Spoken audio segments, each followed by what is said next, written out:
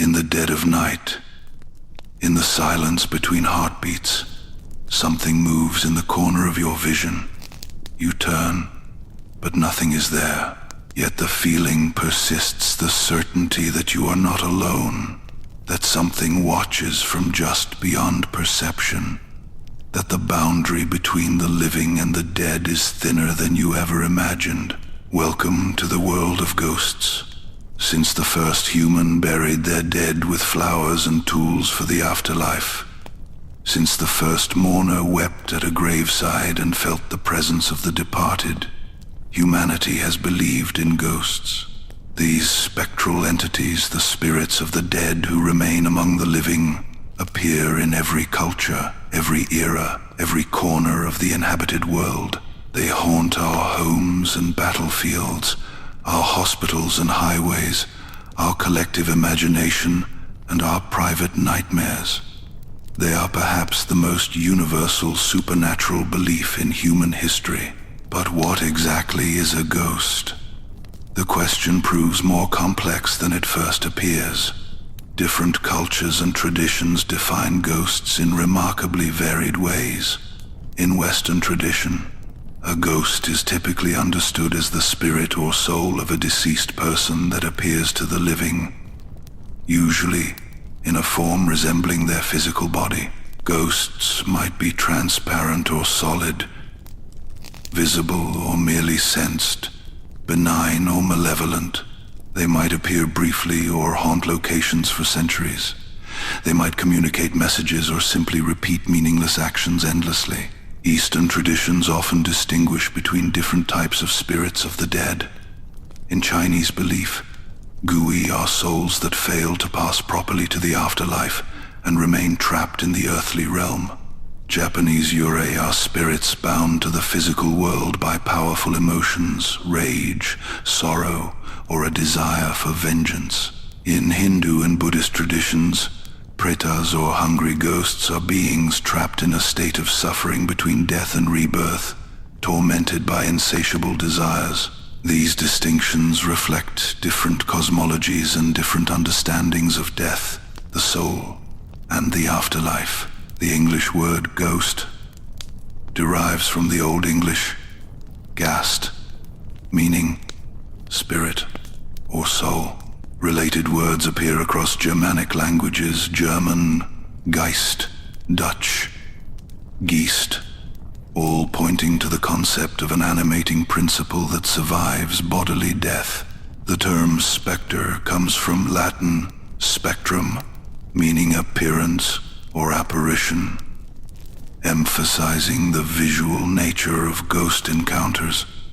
Phantom derives from Greek phantasma, meaning ghost or phantom, related to phainin, to show or appear. These etymologies reveal how different linguistic traditions have conceptualized the returning dead. Ghost experiences share certain common features across cultures, despite vast differences in interpretation and belief. Ghosts typically appear in forms resembling their living bodies, though they may be transparent, luminous, or somehow otherworldly in appearance. They often manifest in locations significant to their lives or deaths: homes they lived in, places they died, sites of unfinished business. They frequently appear to people who knew them in life, particularly family members and close friends, and their appearances often seem purposeful, whether to deliver messages, seek help, warn of danger, or simply make their presence known. The phenomenology of ghost encounters shows remarkable consistency. Witnesses report sudden temperature drops, feelings of being watched, unexplained sounds, moving objects, and apparitions ranging from full-bodied figures to shadowy forms to transparent wisps. Many describe a distinctive emotional quality to ghost encounters, a sense of uncanniness, a visceral fear or sometimes comfort, and an intuitive knowing that they're experiencing something beyond normal reality. Skeptics attribute these experiences to psychology, environmental factors, and cultural conditioning, while believers maintain they represent genuine contact with the dead. Ghost beliefs serve multiple psychological and social functions. They provide comfort regarding death and loss, suggesting that death isn't absolute annihilation but a transition to another state of being. They maintain connections with the deceased, allowing the dead to remain present in the lives of the living. They explain unusual phenomena and frightening experiences that lack obvious natural explanations. They enforce social norms. Ghosts often appear to punish wrongdoing or remind the living of neglected obligations, and they mark spaces as significant, transforming ordinary locations into places where the veil between worlds grows thin. The question of whether ghosts are real in some objective sense remains hotly debated. Believers point to consistent reports across cultures and throughout history, documented cases that defy easy skeptical explanation, and personal experiences that feel utterly convincing. Skeptics counter with psychological explanations, noting how grief, suggestion, environmental factors, and cultural expectation can produce compelling but ultimately illusory experiences. Neuroscience increasingly maps ghost experiences to specific brain states and conditions, while parapsychologists continue attempting to gather empirical evidence for post-mortem survival. Perhaps the question of objective reality matters less than the phenomenological and cultural reality of ghosts. People genuinely experience ghosts. These experiences profoundly affect their lives, and ghost beliefs shape behavior, architecture, ritual, and social organization across cultures. Whether ghosts exist as disembodied spirits or as powerful cultural constructs and psychological experiences, they're undeniably real in their effects and their persistence in human consciousness. Throughout history, encounters with ghosts have shaped human behavior in profound ways. Funeral practices across cultures aim partly at ensuring the dead transition properly to the afterlife and don't return as troublesome ghosts. Architecture incorporates features meant to confuse or prevent ghosts. Chinese screens to block straight paths. Spirits might travel. Iron thresholds. European ghosts supposedly couldn't cross. Specific room arrangements to prevent spirit entry. Religious rituals offer prayers for the dead, attempting to ease their passage and prevent them from lingering. And entire industries, from spiritualist mediums to modern ghost hunting, have developed around the possibility of communicating with or documenting ghosts. Ghost beliefs also reflect deep truths about human psychology and the experience of loss. When we lose someone we love, they don't immediately disappear from our consciousness. We continue sensing their presence, imagining their reactions, hearing their voices, and seeing them in unexpected places. This psychological persistence of the dead mirrors ghost beliefs the dead remain present because we cannot immediately release them.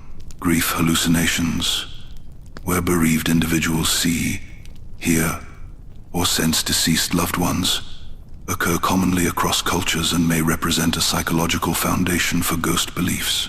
The boundary between the living and the dead fascinates humans universally. Death represents the ultimate mystery, the one experience we cannot undergo and report back from, the one journey from which no traveler returns to tell us what lies beyond.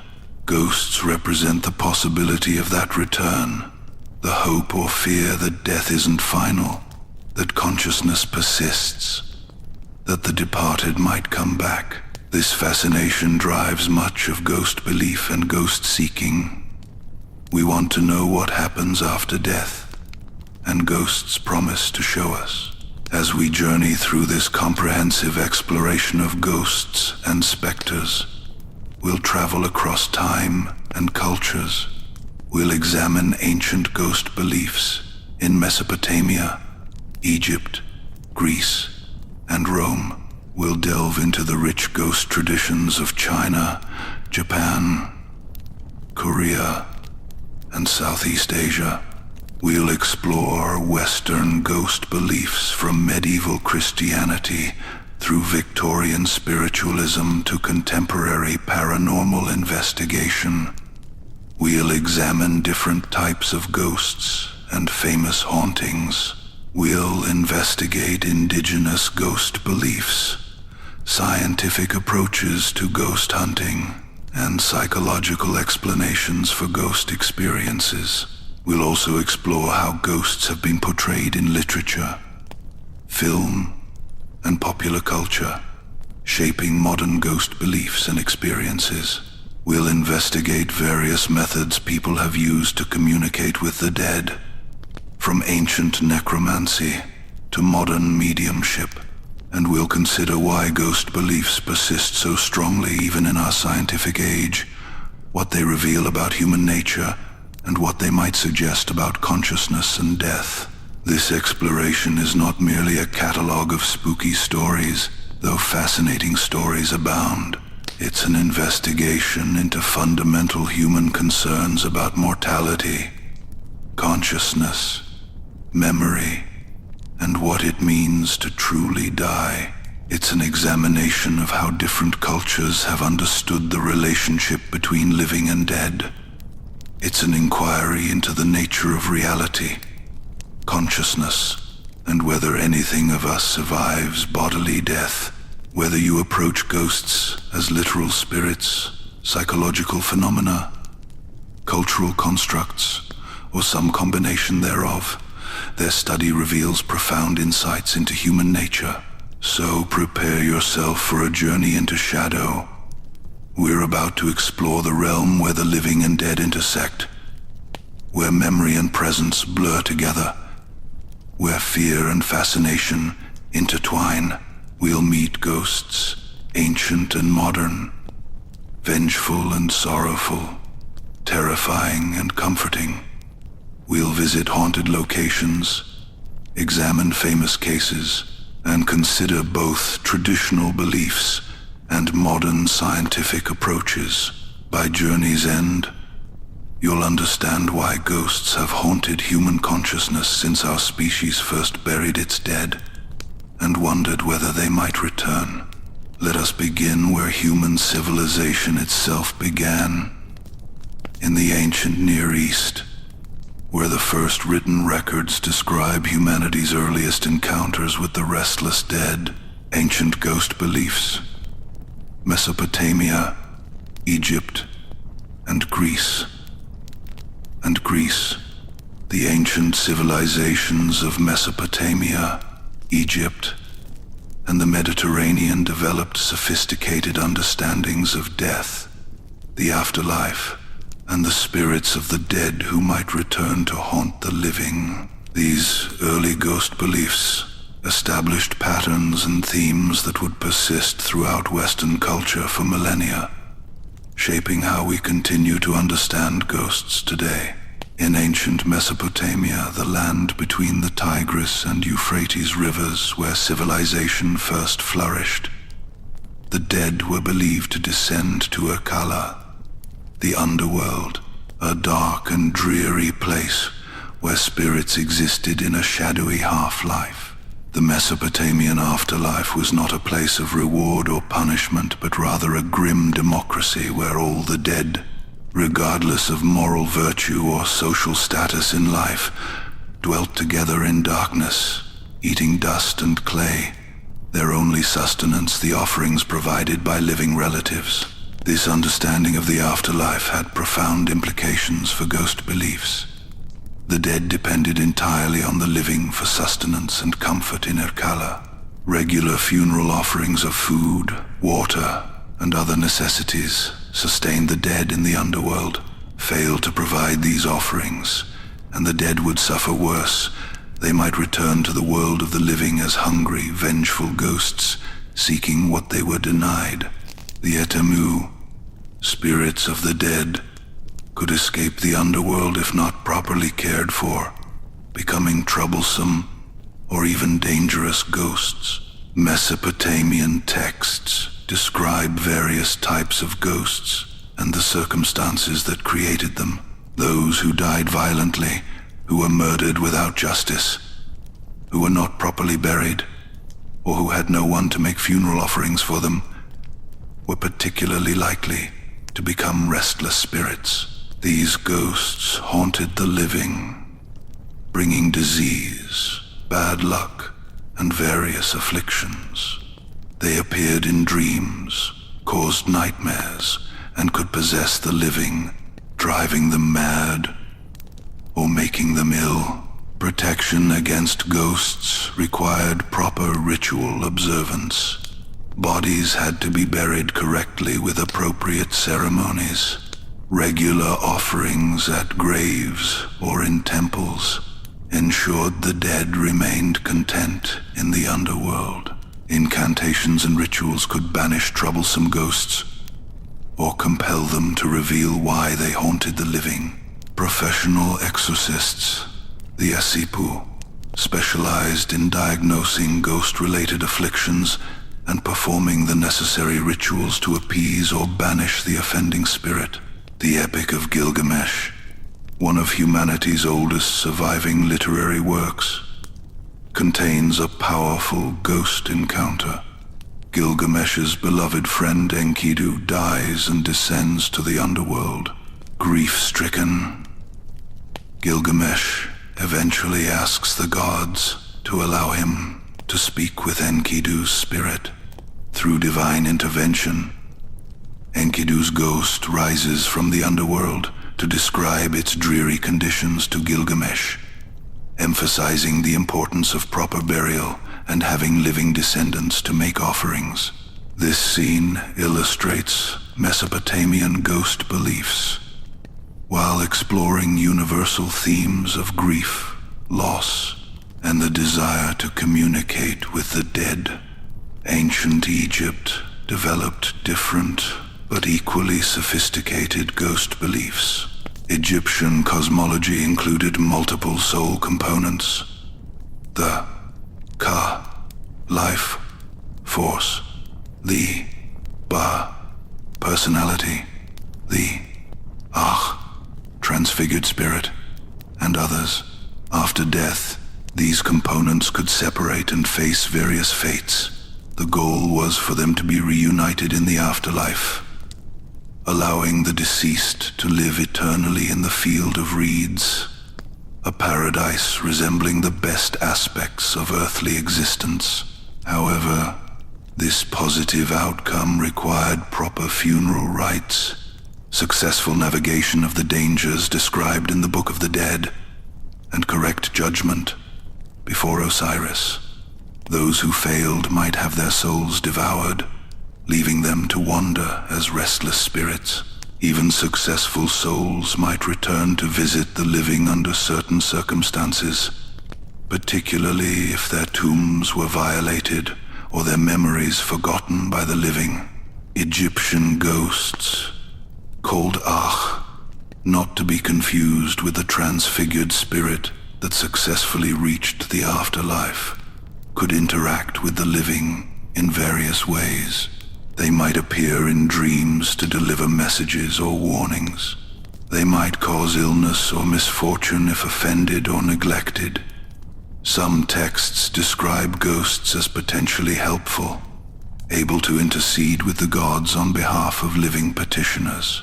The relationship between living and dead in Egyptian thought was complex and reciprocal, with both having obligations toward each other.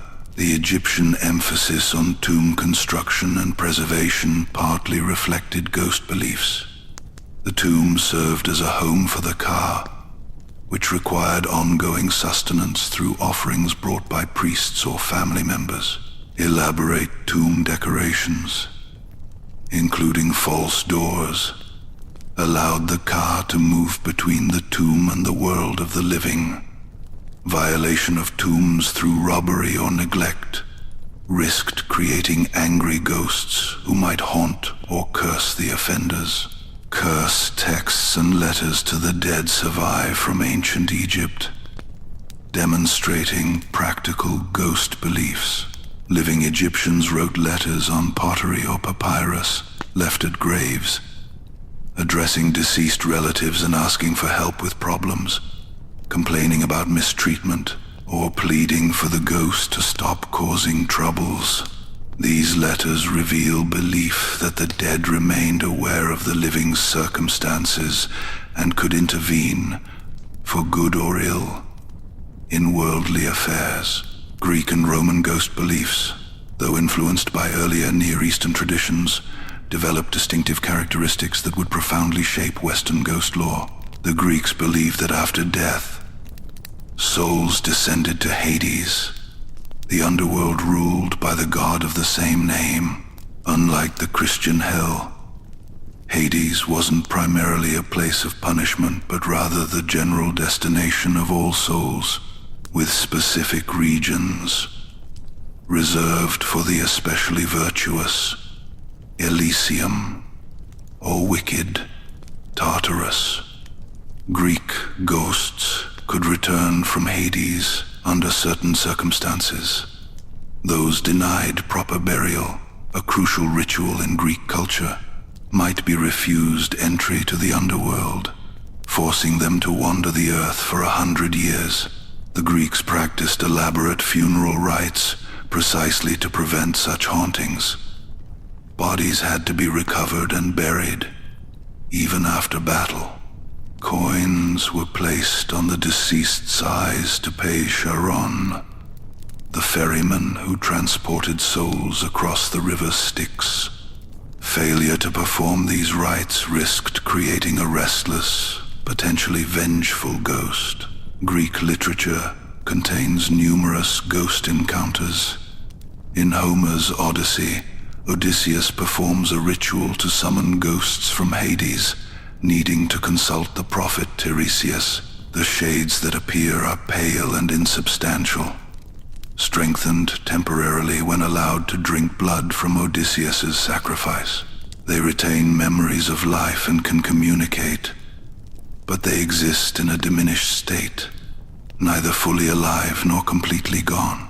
This scene established lasting tropes about ghosts: their pallor, their insubstantiality, their connection to blood and life force, and the possibility of the living deliberately summoning them.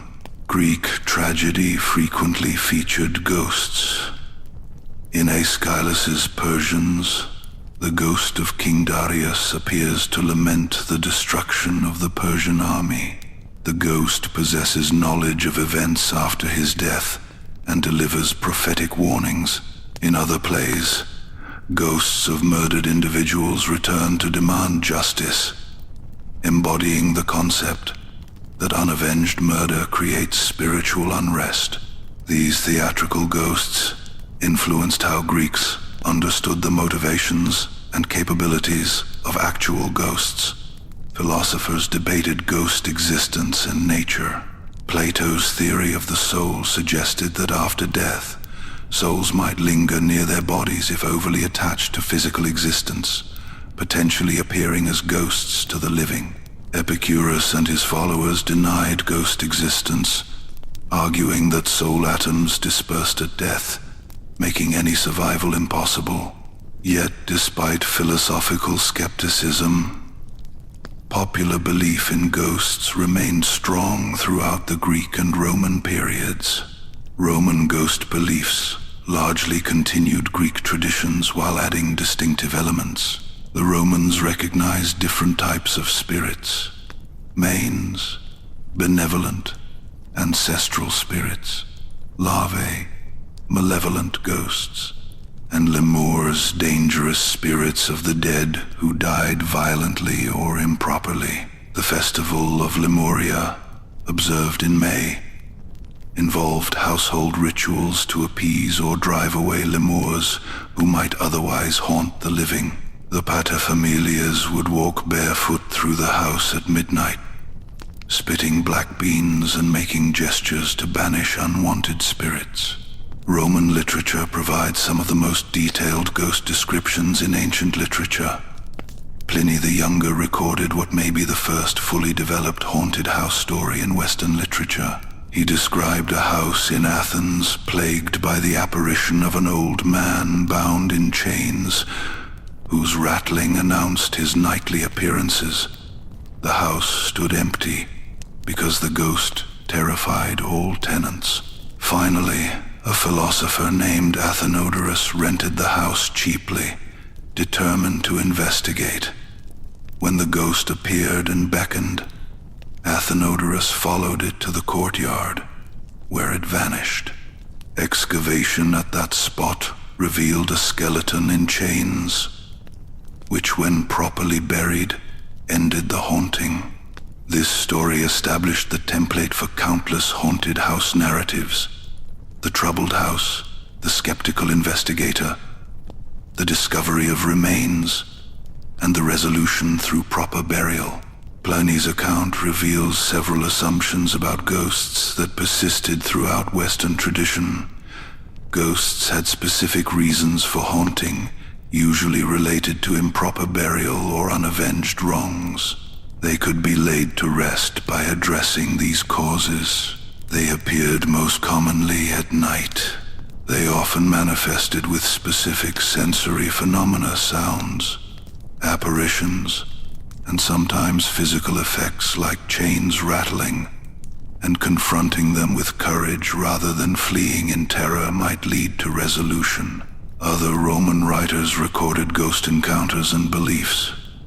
Lucian described apparitions appearing to relatives to reveal hidden murders or buried treasure. Plautus's comedy, Mostellaria, featured a ghost story used by a clever slave to frighten his master. These literary representations both reflected and shaped popular ghost beliefs, creating a feedback loop between folk belief and literary tradition. Ancient ghost beliefs across these civilizations shared common elements despite cultural differences. Improper burial or lack of funeral rites created ghosts. The dead required ongoing care from the living through offerings, prayers, or remembrance. Ghosts often had specific purposes: seeking justice, delivering messages, warning of danger, or demanding proper treatment. They appeared most often to relatives or those connected to them in life, and they could be appeased, banished, or laid to rest through appropriate rituals. These ancient ghost beliefs established foundations that would influence Western ghost lore for millennia.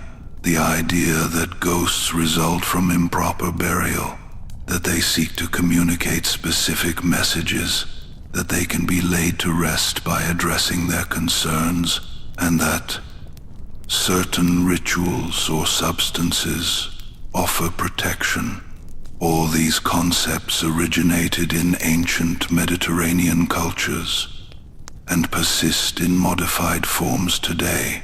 The ancient world took ghosts seriously, not as entertainment, but as genuine threats requiring proper ritual management.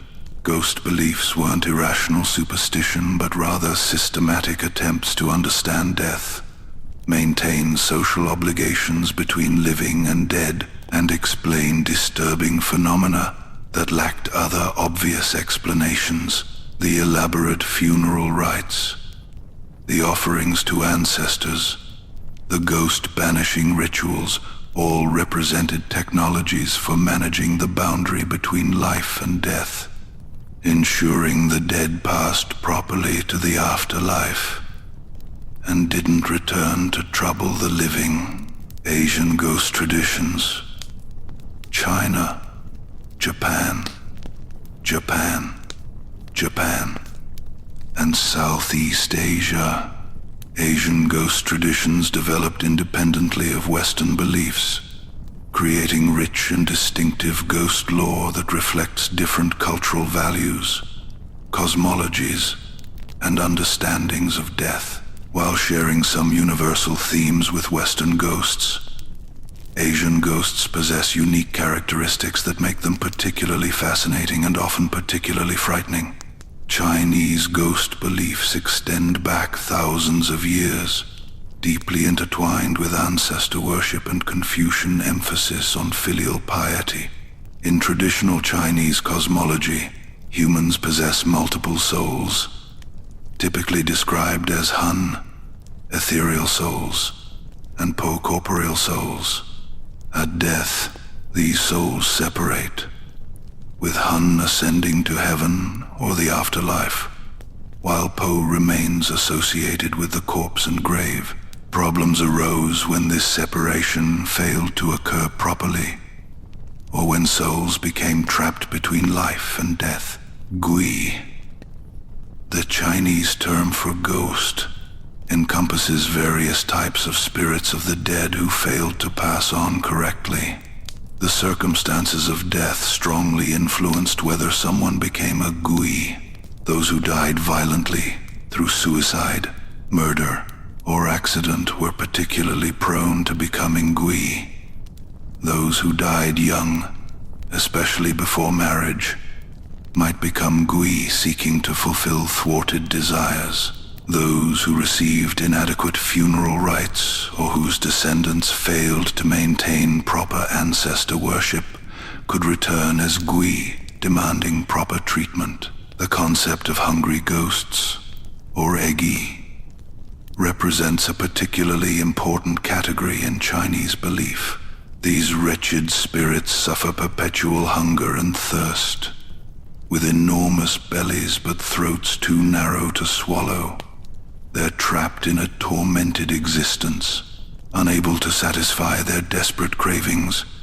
Hungry ghosts result from particularly evil lives, from dying in states of intense desire or attachment, or from having no descendants to make offerings. The Ghost Festival, celebrated during the 7th lunar month, involves making offerings to feed hungry ghosts and ease their suffering. Chinese ghost appearance and behavior follow specific patterns. Gui often appear with pale or greenish skin, dressed in clothing from their era of death. They might lack feet, floating or hopping instead of walking. Female gui often wear white funeral garments with long black hair obscuring their faces. They appear most commonly at night, particularly during the ghost month. Their presence might be heralded by sudden, cold, strange odors, flickering lights, or sounds of weeping or wailing. Gui can harm the living in various ways. They might possess people, causing illness or madness. They could lead travelers astray, particularly at night or in isolated places. Some Gui drain life force from the living, particularly if they died harboring resentment or seeking revenge. The foxfire or ghostly flames sometimes seen in graveyards were attributed to Gui, as were various misfortunes and illnesses that lacked obvious natural causes. Protection against Gui involved multiple strategies. Proper funeral rites ensured souls passed on correctly. Ancestor worship through regular offerings kept the deceased content and prevented them from returning as Gui. Various talismans, particularly those inscribed by Taoist priests, offered protection. Certain substances like rice, beans, or mirrors could repel Gui. Door gods posted on entrances protected households, and maintaining correct ethical behavior and filial piety reduced vulnerability to ghostly attack.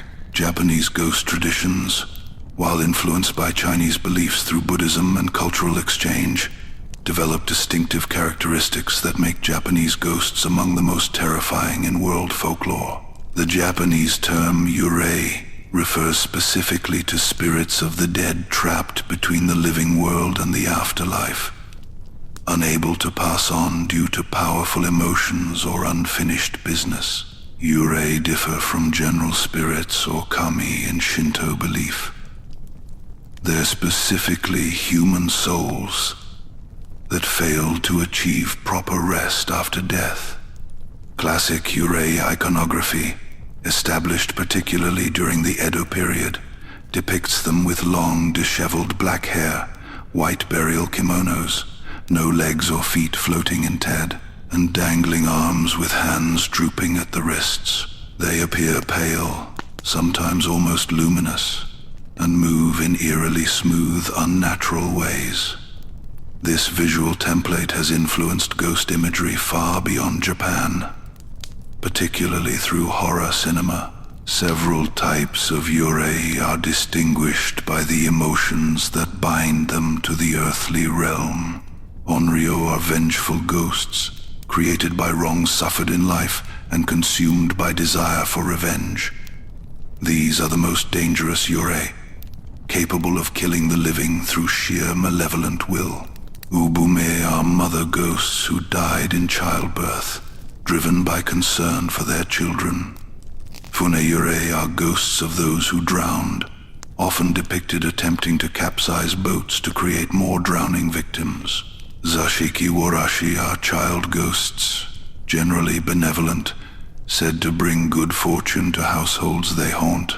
The most famous yurei stories often feature women wronged by men, murdered through jealousy or betrayal, returning as Onryo to exact terrible revenge. The tale of Oiwa, murdered by her husband through poisoning, became one of Japan's most famous ghost stories. Her disfigured ghost tormented her husband into madness and death. The story of Okiku, a servant girl murdered and thrown down a well, told of her ghost emerging nightly to count dishes in mournful tones. These narratives reflect social anxieties about gender relations, while providing cautionary tales about the consequences of wronging others.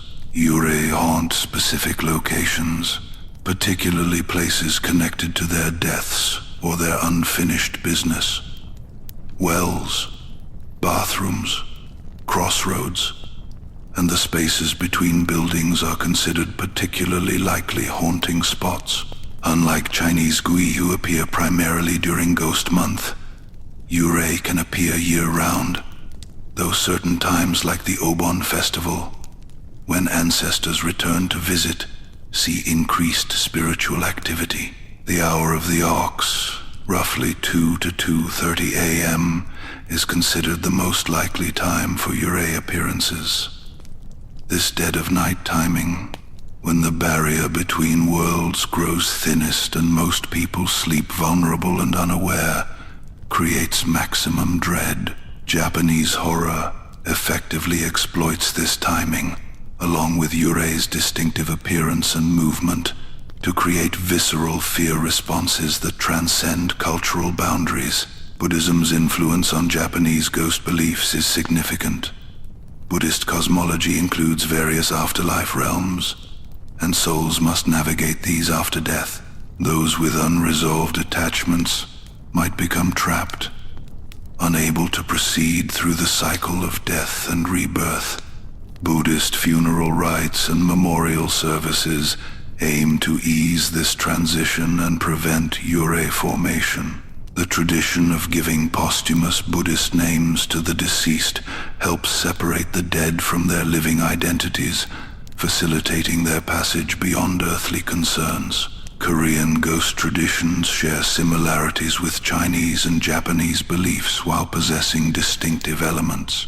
Korean ghosts, often called guishin, typically result from violent or premature deaths, inadequate funeral rites, or souls harboring intense, unresolved emotions.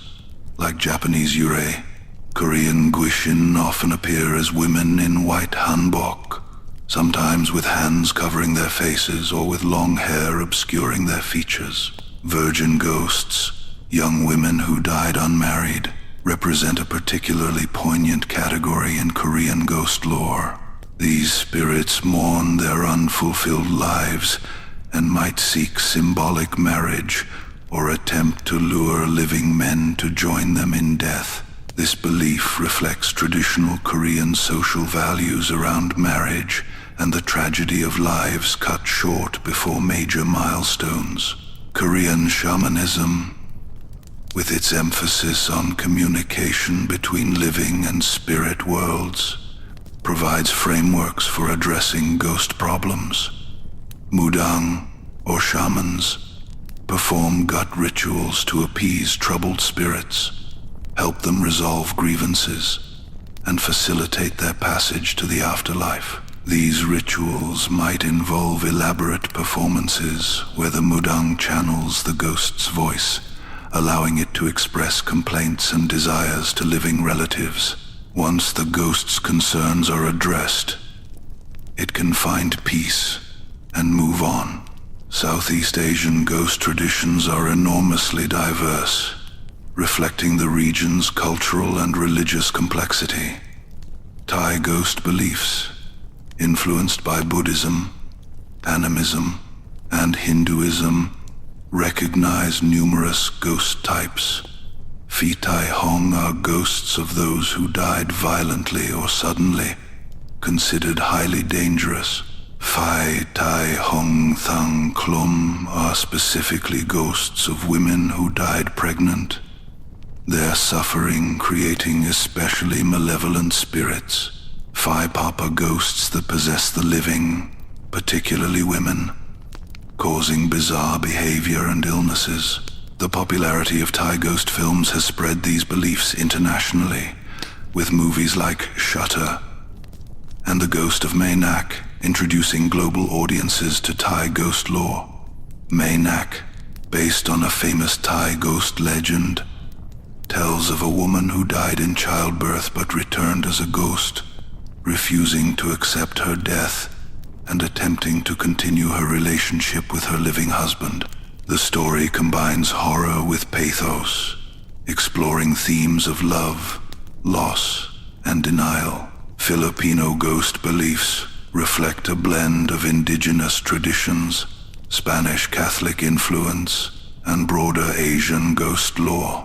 Multo, general ghosts, white lady ghosts, often associated with specific roads or locations, and Tiyanak, ghosts of unbaptized children, populate Filipino supernatural belief. The concept of aswang, shape-shifting creatures that might be categorized as ghosts, vampires, or witches, depending on the version, demonstrates the complex, overlapping categories of Filipino supernatural beings. Indonesian and Malaysian ghost traditions similarly reflect Islamic, Hindu, Buddhist, and indigenous influences. The Pontianak, or Kuntilanak, the ghost of a woman who died during pregnancy, appears as a beautiful woman but reveals monstrous features when attacking victims. The Pokong, or Hantu Pokong, is the ghost of someone improperly buried, appearing wrapped in burial shrouds, hopping because its legs remain bound. These ghosts feature prominently in horror films, folk tales, and continued belief throughout the region. Across Asian ghost traditions, several themes recur. Ghosts result from improper deaths or inadequate funeral rites. They're often associated with water wells, rivers, bathrooms. Female ghosts predominate, particularly women who died violently or tragically. Long black hair becomes a visual marker of female ghosts across East and Southeast Asian traditions. Ghosts seek resolution of unfinished business, often involving family obligations, revenge, or unfulfilled desires, and they can be appeased, exorcised, or laid to rest through appropriate rituals performed by religious specialists. The influence of Asian ghost traditions on global horror cannot be overstated. Japanese horror cinema, particularly films like Ringu and Ju-on, The Grudge revolutionized horror internationally, introducing Western audiences to Asian ghost imagery and storytelling approaches. The slow-building dread, the emphasis on atmosphere over gore, the distinctive visual style of Asian ghosts, all these influenced Western horror significantly. Hollywood remakes of Asian ghost films further spread these traditions. While original Asian ghost films found international audiences through streaming platforms and festivals, Asian ghost beliefs remain vital in modern contexts, not merely as folklore but as lived religious and cultural realities for millions. Ghost houses in Bangkok allow people experiencing ghost problems to relocate spirits troubling their homes. Japanese still maintain careful funeral practices, partly to prevent yurei formation. Chinese Ghost Month observances continue throughout the diaspora. Modern Asian cities might feature ghost-free zone real estate, where properties are certified as having no ghost history, commanding premium prices. This persistence demonstrates that ghosts aren't merely entertainment or historical curiosity, but ongoing realities shaping behavior, belief, and culture. Western ghost traditions. Medieval to Victorian era, Western ghost traditions underwent dramatic transformations from medieval Christianity through the Victorian era, reflecting changing theological views, philosophical developments, and social conditions. This period saw ghosts transition from theological problems requiring church intervention to subjects of Enlightenment skepticism to central figures in Romantic and Victorian culture. Medieval Christian theology faced a dilemma regarding ghosts. Scripture contained various spirit encounters, and popular belief in ghosts was nearly universal. Yet Christian cosmology seemed to leave little room for wandering souls. The dead went to heaven, hell, or in Catholic theology, purgatory. Why would souls return from these destinations?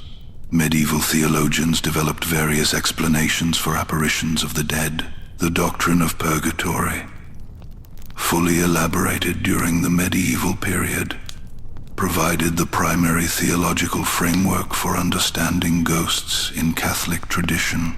Purgatory was a temporary state where souls not pure enough for heaven but not evil enough for hell underwent purification through suffering. Souls in purgatory could potentially appear to the living, particularly to request prayers, masses, or charitable works that would shorten their purgatorial suffering. These appearances served a purpose, helping souls reach heaven more quickly, and were ultimately benevolent, or at least understandable within the divine plan. However, medieval theology warned that not all apparitions were actually departed souls. Demons could impersonate the dead to deceive the living, leading them astray or extracting false promises. Therefore, critical discernment was necessary when encountering supposed ghosts. Church authorities, particularly trained theologians and exorcists, could allegedly distinguish genuine souls from demonic deceptions through careful questioning and observation. Medieval ghost encounters often involved explicit religious dimensions. Ghosts appeared surrounded by heavenly light or hellish flame, indicating their spiritual state. They requested specific prayers, pilgrimages, or restitution of wrongs committed in life. They warned the living about sin and damnation, serving as divine messengers, encouraging moral reform. They sometimes revealed hidden crimes or testified to murders, seeking justice or exposing corruption. This explicitly moral and religious framing reflected medieval Catholicism's comprehensive worldview. Medieval literature contains numerous ghost stories. Dante's Divine Comedy, while primarily concerned with souls in the afterlife itself, describes various encounters with the dead who communicate with the living poet. Chaucer's Canterbury Tales includes ghost elements, as does medieval Arthurian romance. These literary ghosts both reflected and shaped popular beliefs, creating a continuous feedback between folklore and literate culture. The Protestant Reformation disrupted medieval ghost beliefs significantly. Reformers rejected purgatory as unbiblical, eliminating Catholicism's primary theological explanation for ghosts. If only heaven or hell existed as afterlife destinations, why would the dead return?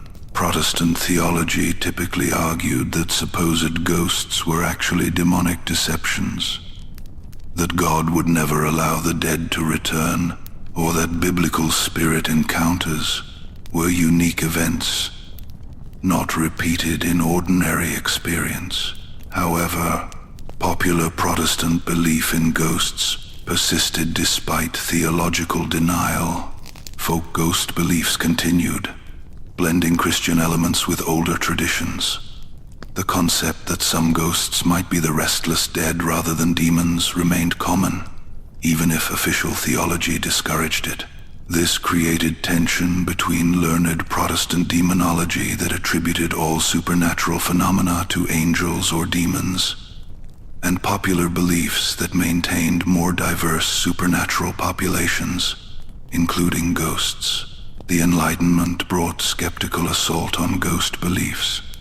Philosophers and early scientists argued that ghost reports resulted from fraud, misperception, or primitive superstition.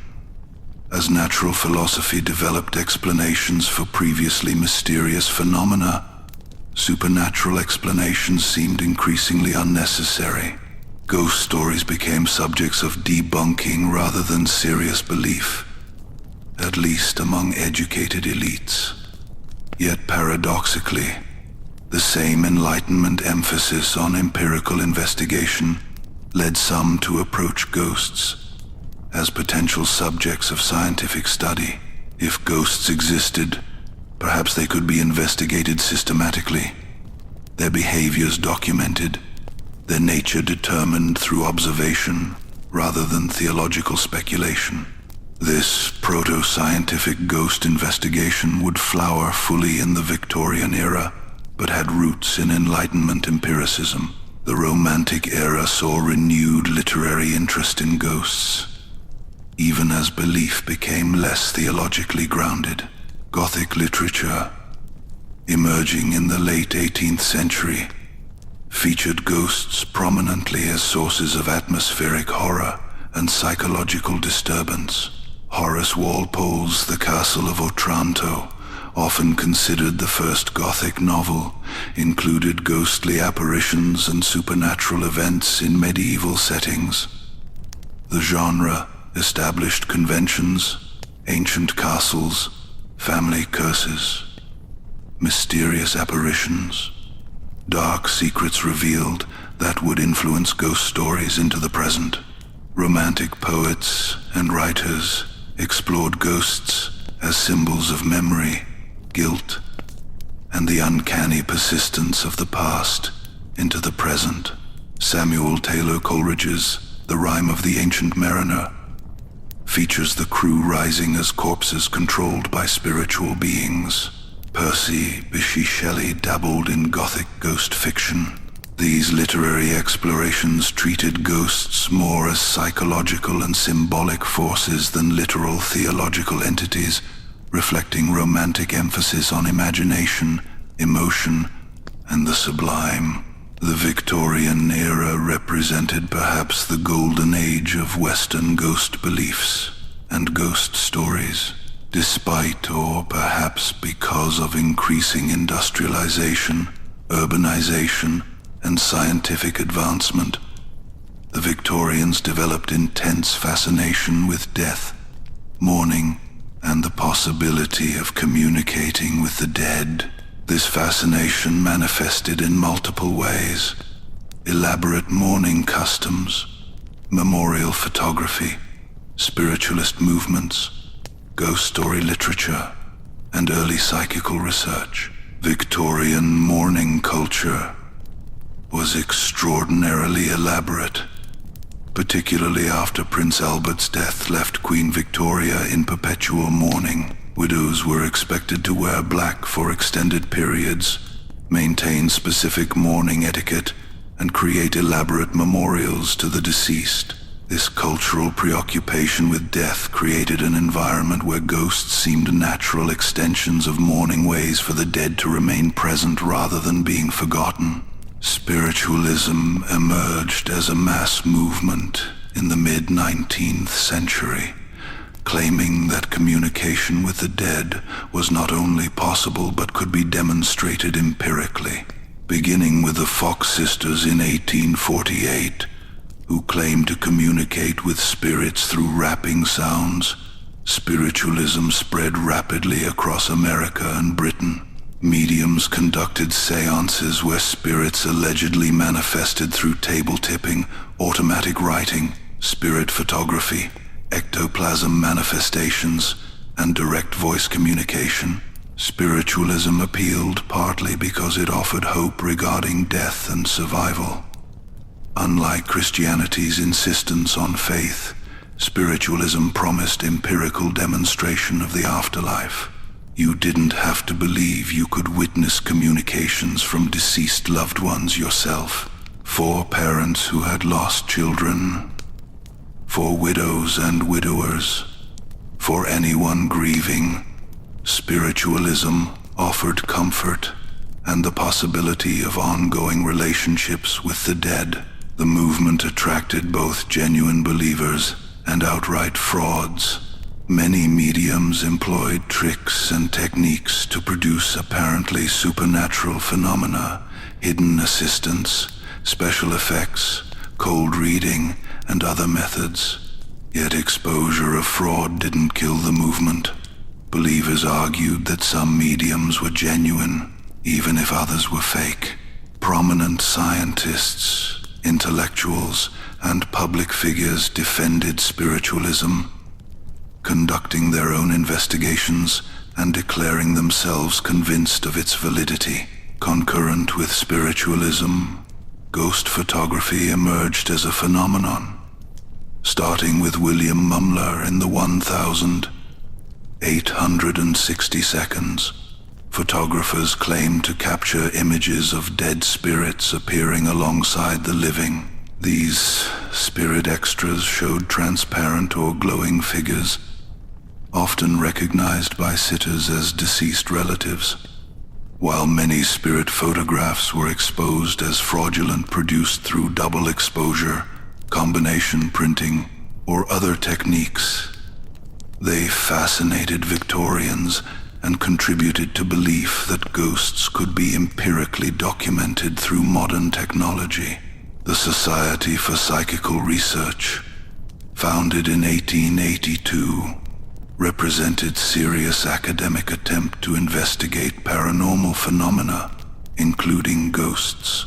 Distinguished scientists and scholars conducted systematic investigations of haunted houses, mediums, and spontaneous apparitions. They collected testimony, investigated claims, attempted to separate genuine phenomena from fraud or delusion, and published findings in scholarly journals. While often skeptical of specific claims, many researchers concluded that some ghost phenomena resisted easy naturalistic explanation. Victorian ghost literature flourished, producing classics that remain influential today. Charles Dickens's A Christmas Carol featured multiple ghostly visitations with explicit moral purpose. M.R. James crafted antiquarian ghost stories, combining scholarly settings with visceral horror. Henry James's The Turn of the Screw created ambiguous psychological ghost story, where it remains unclear whether ghosts are real or psychological projections. Oscar Wilde's The Canterville Ghost humorously explored clash between American skepticism and English ghost traditions. These Victorian ghost stories established conventions that persist in contemporary ghost fiction. The haunted house became a central setting, isolated, ancient, containing dark family secrets. Ghosts often appeared as warnings or sought to resolve injustices. Atmospheric build-up and psychological horror were emphasized over explicit violence. Ambiguity about whether phenomena were genuinely supernatural or had naturalistic explanations created additional tension, and ghosts frequently represented Victorian anxieties about class, sexuality, empire, and social change, even when stories seemingly just provided entertainment. The Victorian fascination with ghosts reflected deeper cultural concerns about modernity, death, and meaning.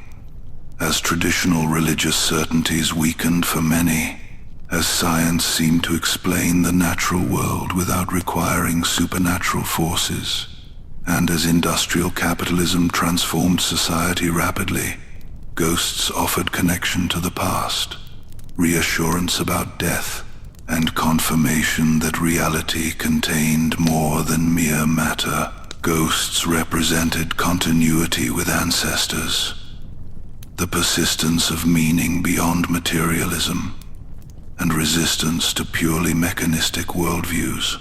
Western ghost traditions from medieval through Victorian periods demonstrate how ghost beliefs adapted to changing theological, philosophical, and social conditions. Medieval ghosts served primarily religious functions within Catholic cosmology. Reformation disrupted these beliefs without eliminating them. Enlightenment skepticism challenged ghost beliefs, while paradoxically opening empirical investigation.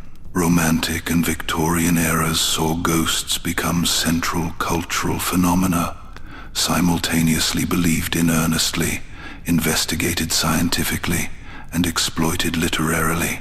This complex evolution created the foundation for modern Western ghost beliefs and investigations. Ghost types and classifications.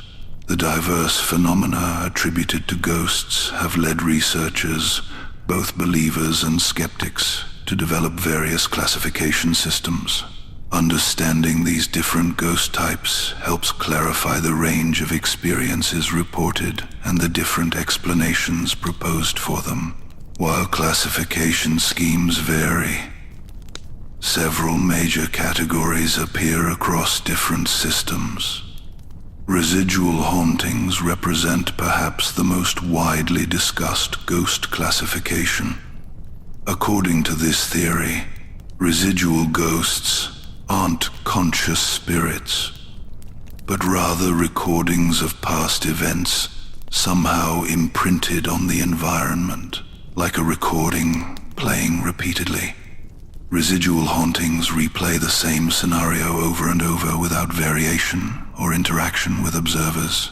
The ghost in a residual haunting follows the same path, performs the same actions, and appears at predictable times, showing no awareness of the living or ability to deviate from its pattern. Paranormal researchers often compare residual hauntings to videotapes playing automatically under certain conditions. Perhaps intense emotions, traumatic events, or frequently repeated actions somehow imprint energetically on locations, occasionally replaying when conditions align correctly. This theory attempts to explain ghosts without requiring continued consciousness or intentionality from the deceased. The ghost isn't really a person, but a psychic echo. Examples of supposed residual hauntings include phantom armies seen repeatedly marching across battlefields, ghosts walking through walls along paths where doors once existed, or apparitions following precise routes through buildings regardless of modern alterations. The Roman legion reportedly seen marching through basement of a building in York, England, walking on what would have been ground level when the barracks existed, exemplifies this type. The ghosts appeared to witnesses, but showed no awareness of them, simply continuing their ancient patrol. Intelligent hauntings, in contrast, involve ghosts that seem conscious and aware, capable of interacting with the living and responding to circumstances. These ghosts vary their behavior, communicate through various means, and show intentionality in their actions. They might appear in response to specific triggers, answer questions through knocking or other methods, move objects deliberately, or manifest to particular people at meaningful times. Intelligent hauntings suggest that consciousness persists after death and that deceased individuals can interact with the living world. This is the category most closely aligned with traditional religious and spiritualist beliefs about ghosts as actual souls of the dead. If ghosts represent surviving consciousness, they should show intelligence, memory, and personality, all characteristics attributed to intelligent hauntings. Cases of intelligent hauntings often involve ghosts, apparently trying to communicate specific messages, warning of danger, revealing hidden information, seeking to right wrongs, or expressing concern for living relatives. The ghost in Pliny's account, beckoning Athenodorus to follow and revealing where the body lay, exemplifies an intelligent haunting. The ghost had a purpose, adapted its behavior to accomplish it, and ceased haunting once its goal was achieved. Poltergeists represent a particularly dramatic and puzzling category.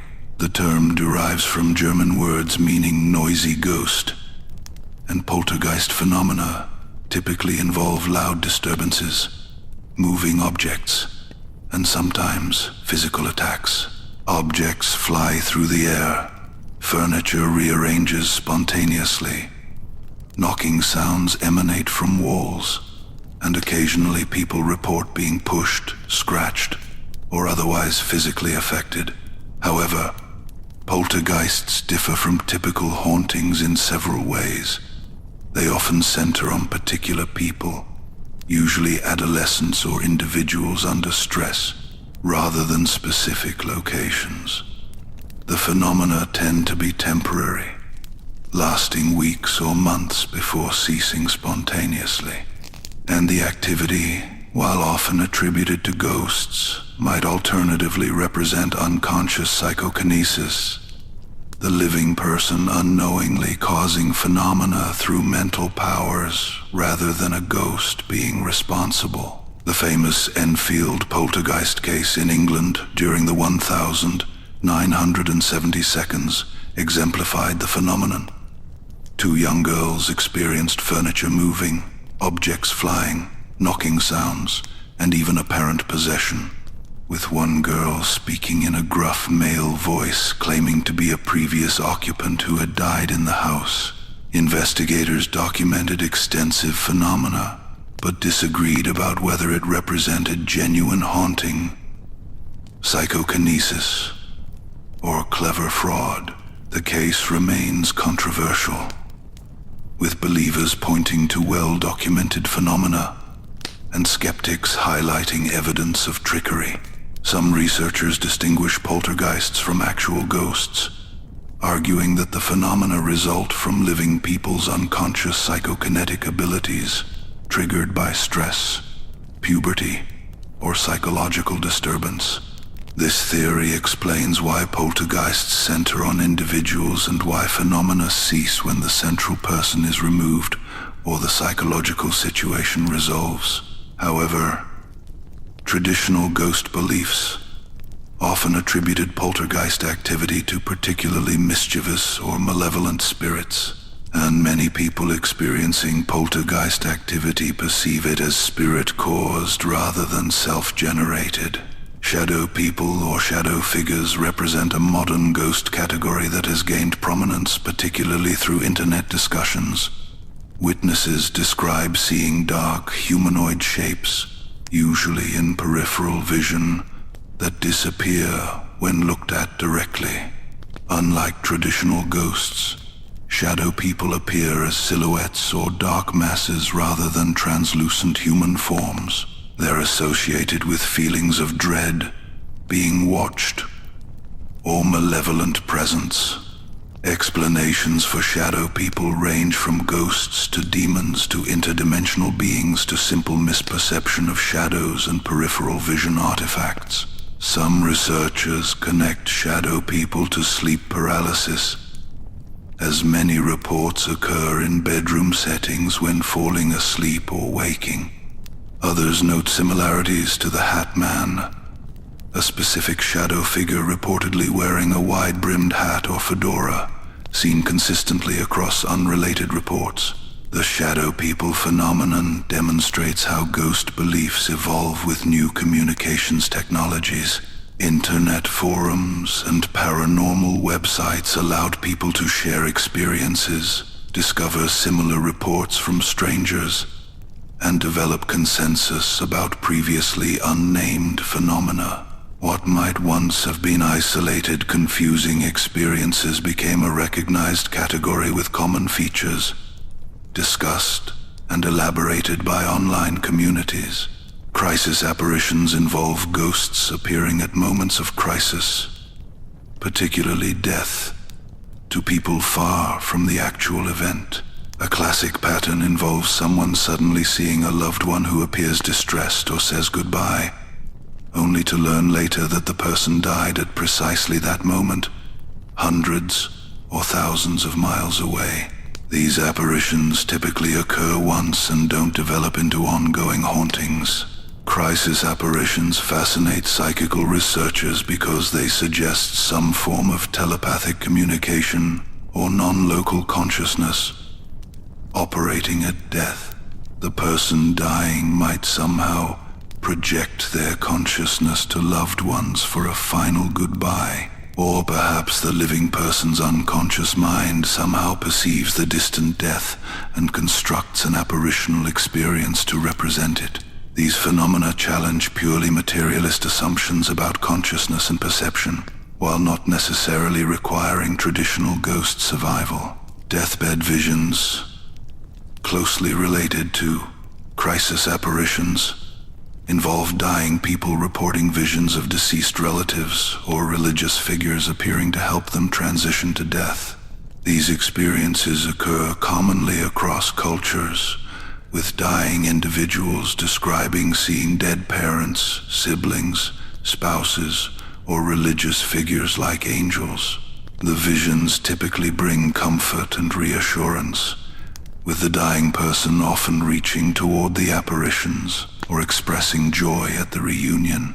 Skeptics attribute deathbed visions to neurological changes during dying oxygen deprivation, neurotransmitter surges, or drug effects creating hallucinations.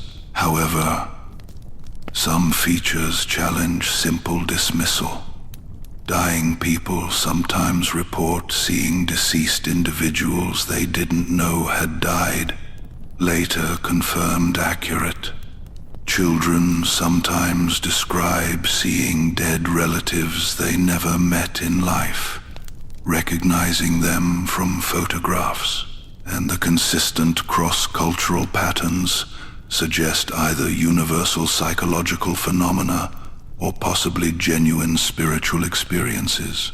Doppelgangers or fetch spirits represent a different ghost category, the apparition of a living person seen far from their actual location.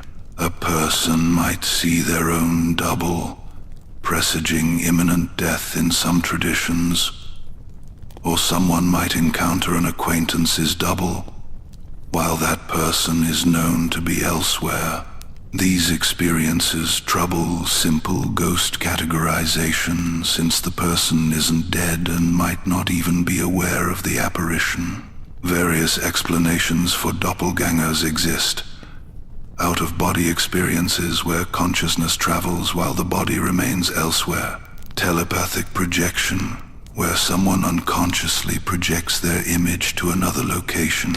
precognitive visions of someone about to arrive, or psychological phenomena like autoscopy where people hallucinate seeing themselves externally. The doppelganger experience demonstrates that ghost-like phenomena don't always involve the deceased. These various ghost categories demonstrate the diversity of phenomena attributed to spirits or supernatural forces. Different classification systems emphasize different aspects. Phenomenology, what witnesses experience. Ontology, what ghosts supposedly are or function, what purpose they serve. No single classification fully captures the variety of reported experiences, and many cases resist easy categorization, showing features of multiple types simultaneously. Modern paranormal investigation attempts to determine what type of ghost might be involved in specific cases, using classification to guide investigation and interpretation. Is the ghost residual or intelligent? If objects move, is it poltergeist activity centered on a particular person? Do phenomena suggest traditional haunting, or might there be natural explanations involving infrasound, electromagnetic fields, or psychological factors? Classification systems reflect assumptions about what ghosts are and how they operate. Belief in residual hauntings requires accepting that events can somehow imprint energetically on environments, a concept without clear scientific mechanism. Intelligent hauntings presuppose consciousness surviving death. Poltergeists as psychokinesis requires accepting that minds can directly affect matter. Each category comes with metaphysical baggage, making ghost classification as much philosophical as empirical. Famous hauntings and ghost encounters. Throughout history, certain locations and cases have become legendary for their ghost phenomena, attracting worldwide attention and serving as focal points for ghost beliefs. These famous hauntings combine compelling witness testimony, dramatic phenomena, historical tragedy, and often ongoing reported activity that allows contemporary investigation. Examining these cases reveals patterns in ghost experiences while raising questions about evidence, belief, and the nature of the paranormal. The Tower of London stands as one of the world's most famous haunted locations. This nearly 1,000-year-old fortress has served as royal palace, prison, execution site, and armory, witnessing countless deaths, including numerous high-profile executions. The tower's ghosts read like British history's casualty list. Anne Boleyn, beheaded in 1536, reportedly walks the grounds headless or carrying her severed head. The young princes supposedly murdered in the tower appear as children's ghosts. Lady Jane Grey, queen for 9 days before her execution, manifests on the anniversary of her death. Guards and visitors have reported these and other apparitions for centuries. The most famous tower ghost encounter occurred in 1817, when a guard witnessed a cylindrical apparition that moved toward him. When he thrust his bayonet through it without effect, he fainted from shock. The guard faced court-martial for sleeping on duty, but other witnesses corroborated unusual phenomena that night, and he was acquitted. This case is notable for having official documentation and multiple witnesses, lending it unusual credibility compared to anecdotal ghost stories. Skeptics note that tower guards and tour guides have strong incentives to promote ghost stories. Tourism depends partly on the tower's haunted reputation. Suggestion, expectation, and the location's dark, ancient atmosphere could produce mistaken perceptions. Yet reports persist from witnesses who didn't seek publicity and who expressed genuine distress at their experiences. The tower remains one of England's most reliably haunted locations according to paranormal investigators. The Winchester Mystery House in San Jose, California, represents a different type of famous haunting. Sarah Winchester, widow of the Winchester rifle fortune's heir, became convinced after her husband's death that she was cursed by spirits of those killed by Winchester rifles. A medium allegedly told her to continuously build and expand her house to confuse vengeful ghosts. For 38 years until her death in 1922, construction continued 24 hours daily, creating a bizarre mansion with stairs leading to nowhere, doors opening onto walls, and seemingly random architectural features. The house's reputation as haunted stems partly from Sarah Winchester's own beliefs and eccentric behavior, partly from its genuinely unsettling architecture, and partly from ongoing reports by staff and visitors of footsteps, voices, doorknobs turning, and apparitions. Some believe Sarah Winchester's ghost continues wandering her maze-like creation. Others report ghosts of workers who died during construction, or spirits drawn to the location by its bizarre energy.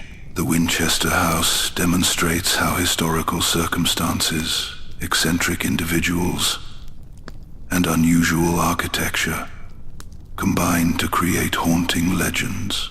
Sarah Winchester's guilt-driven construction created a physical monument to ghost belief, and the house's strangeness makes any unusual experience seem potentially supernatural. Whether genuinely haunted or simply effectively spooky, the location has become inseparable from California ghost lore. Eastern State Penitentiary in Philadelphia operated from 1829 to 1971, pioneering solitary confinement as rehabilitation method. Prisoners lived in complete isolation in small cells, denied human contact and sensory stimulation. Many went insane from the extreme isolation. The prison's reputation for ghostly activity draws ghost hunters and paranormal investigation teams regularly. Reports include shadow figures in cell block 12, cackling laughter echoing through cell block 6, faces appearing in cell doorways, and general overwhelming feelings of being watched, followed, or touched by unseen presences. Former guards and prisoners both reported paranormal experiences during the prison's operation, not just tourists and investigators visiting afterward. The penitentiary's haunting raises interesting questions about the relationship between suffering and ghost formation. If ghosts result from trauma, unresolved emotions, or consciousness somehow imprinted by extreme experience, a location of such concentrated human misery might plausibly harbor numerous ghosts. Alternatively, the prison's oppressive atmosphere, its documented history of suffering, and visitors' expectations might combine to produce ghost experiences through entirely psychological means. The Stanley Hotel in Estes Park, Colorado, gained worldwide fame as the inspiration for Stephen King's novel, The Shining. King stayed at the hotel and experienced nightmares that sparked the novel's plot. However, the hotel had its own haunting legends before King's visit. Built in 1909, the Stanley has long hosted reports of piano music from empty rooms, children's laughter and footsteps, lights flickering, and apparitions of the hotel's founders, F.O. and Flora Stanley. The hotel embraces its haunted reputation, offering ghost tours and emphasizing its paranormal pedigree. Room 217, where King stayed, is particularly associated with ghost phenomena, with guests reporting belongings moved, lights turned on or off, and a female presence attributed to a housekeeper killed in an explosion. Room 401 is said to host the ghosts of children who play pranks on guests. The Stanley demonstrates how literary fame amplifies and transforms haunting legends. King's novel created international awareness of the hotel, and the book's fictional Overlook Hotel's horrors blur with the real Stanley's more benign ghosts in public imagination. The hotel benefits economically from its haunted status, creating incentives for maintaining and promoting ghost stories. Yet visitors genuinely report unexplained experiences, suggesting that whatever the ultimate explanation, something about the location produces paranormal-seeming phenomena. The Myrtles Plantation in Louisiana claims to be one of America's most haunted homes, built partially over a Native American burial ground and site of multiple deaths, including murders. The ghost of Chloe, a slave allegedly killed for poisoning family members, is the plantation's most famous spirit. Chloe appears in a famous photograph taken at the plantation, though skeptics argue the image shows either a different person or photographic artifact rather than genuine ghost evidence. Other Myrtles ghosts include Civil War soldiers, murdered children, and William Winter, shot on the porch and said to still climb the stairs attempting to reach his bedroom before dying. Visitors report a wide range of phenomena. Ghostly children's handprints on mirrors that return after cleaning, piano playing by itself, voices, apparitions, and overwhelming emotional experiences in certain rooms. The Myrtles represent Southern Gothic ghost tradition, where plantation histories of slavery, violence, and antebellum tragedy create morally complex, haunting narratives.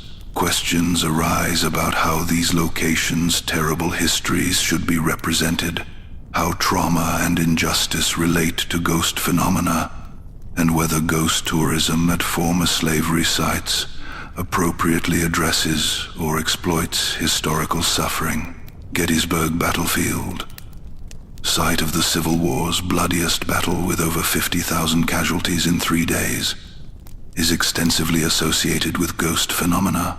Witnesses report phantom soldiers, sounds of battle, apparitions of wounded men, ghosts of horses, and entire units marching across fields. The sheer scale of death, concentrated in a small area, creates what believers consider ideal conditions for residual hauntings, traumatic events imprinted on the landscape, replaying eternally. Specific Gettysburg ghosts include the Devil's Den's photographer who asks visitors to take his picture then vanishes, children appearing in the attic of orphanage buildings, and Confederate soldiers seen at various locations around the battlefield. The anniversary of the battle allegedly sees increased ghostly activity, with multiple witnesses reporting similar phenomena simultaneously. Battlefield ghosts appear worldwide. Culloden in Scotland, Waterloo in Belgium, and countless other sites of mass death. These locations raise questions about collective trauma, memory, and whether human suffering leaves detectable traces. Skeptics note that battlefields are emotionally charged locations where visitors arrive expecting ghosts, creating conditions for mistaken perception and suggestion. Believers counter that the consistency of reports, including from witnesses unaware of specific battle events, suggests genuine paranormal phenomena. The Queen Mary, a retired ocean liner permanently docked in Long Beach, California, is reputedly one of the most haunted ships in the world. During its service, the ship experienced deaths, accidents, and wartime tragedy. The engine room, where a crewman was crushed to death, is particularly active, according to investigators. The pool area hosts apparitions of women who drowned. Cabin B, 340, notorious for ghost activity, was removed from guest bookings for years due to complaints. Ship hauntings represent a distinct subcategory, perhaps because ships are isolated, self-contained worlds where crews and passengers form temporary communities, making deaths particularly impactful. The Queen Mary's size, art deco opulence, contrasting with military austerity from its wartime service, and the general eeriness of exploring a massive ship create atmosphere conducive to ghost experiences. Waverly Hills Sanatorium in Louisville, Kentucky, operated as a tuberculosis hospital in the early 20th century when the disease had no cure and mortality rates were extremely high. The hospital's body chute, a tunnel through which deceased patients were removed away from living patients' view, has become a focus of ghost legends. The facility is now a popular ghost hunting destination, with teams reporting shadow figures, disembodied voices, ghostly children, and manifestations of former patients and staff. Hospitals and asylums represent another distinct haunting category. The concentration of suffering, death, and desperate hope might create conditions for ghost formation. Alternatively, abandoned medical facilities with their institutional architecture, medical equipment, and cultural associations with pain and mortality provide perfect settings for creepy atmospheres that produce ghost experiences through suggestion and fear. These famous hauntings demonstrate several patterns. Historic locations with documented tragedies attract ghost legends. Places of violent death, prolonged suffering, or intense emotion are considered particularly prone to haunting.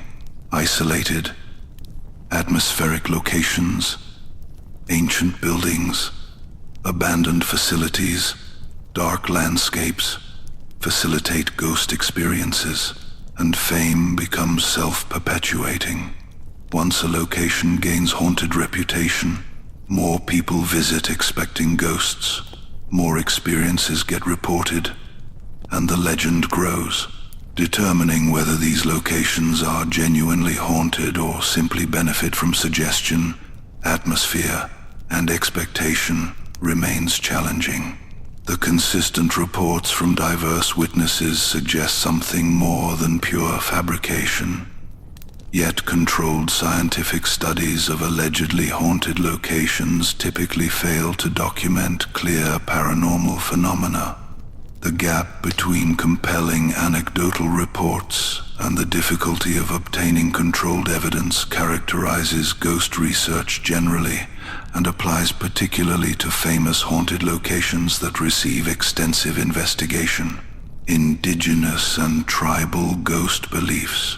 Indigenous peoples worldwide have developed rich and varied ghost beliefs, often embedded within comprehensive cosmologies that don't sharply separate living and dead, material and spiritual, or human and non-human.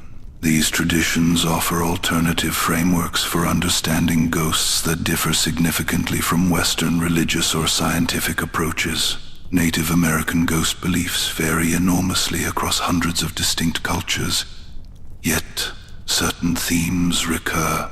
Many traditions understand death as a transition rather than an end, with the deceased traveling to spirit lands while maintaining connection to living relatives and the land. However, improper death, inadequate funeral rites, or unfinished business could prevent proper transition, creating ghosts that linger dangerously. The Navajo tradition views death and everything associated with it as spiritually dangerous. The Chindi, the evil part of a person that remains after death, can cause ghost sickness in the living. Traditional Navajo avoid contact with the dead, don't speak names of the deceased, and may abandon or destroy buildings where deaths occurred. This represents not fear of ghosts, as conscious entities seeking revenge, but recognition that death carries spiritual contamination requiring careful management. By contrast, many Plains tribes maintained continuing relationships with honored dead. The Lakota and other nations practiced keeping of the soul, where a deceased person's spirit was retained in the camp for up to a year through ritual, allowing gradual separation between living and dead. Ghost-keeping ceremonies facilitated proper transition while maintaining beneficial connection. This represents a very different approach from trying to banish or avoid ghosts, instead deliberately retaining the ghost temporarily for proper transitioning. The concept of ghost sickness appears across native traditions, physical or mental illness caused by improper contact with the dead or by being haunted. Symptoms might include depression, weight loss, nightmares, or specific phobias. Treatment required ritual healing by specialists who could diagnose ghost involvement and perform ceremonies to remove the spiritual contamination or appease the offending spirit. Hawaiian tradition includes numerous ghost concepts. The uhane, or soul, normally separates from the body at death and travels to the underworld. However, some dead become lapu, ghosts wandering between worlds. The night marches, or huakaipo, are ghostly processions of ancient Hawaiian warriors marching to or from battle. Encountering them is dangerous.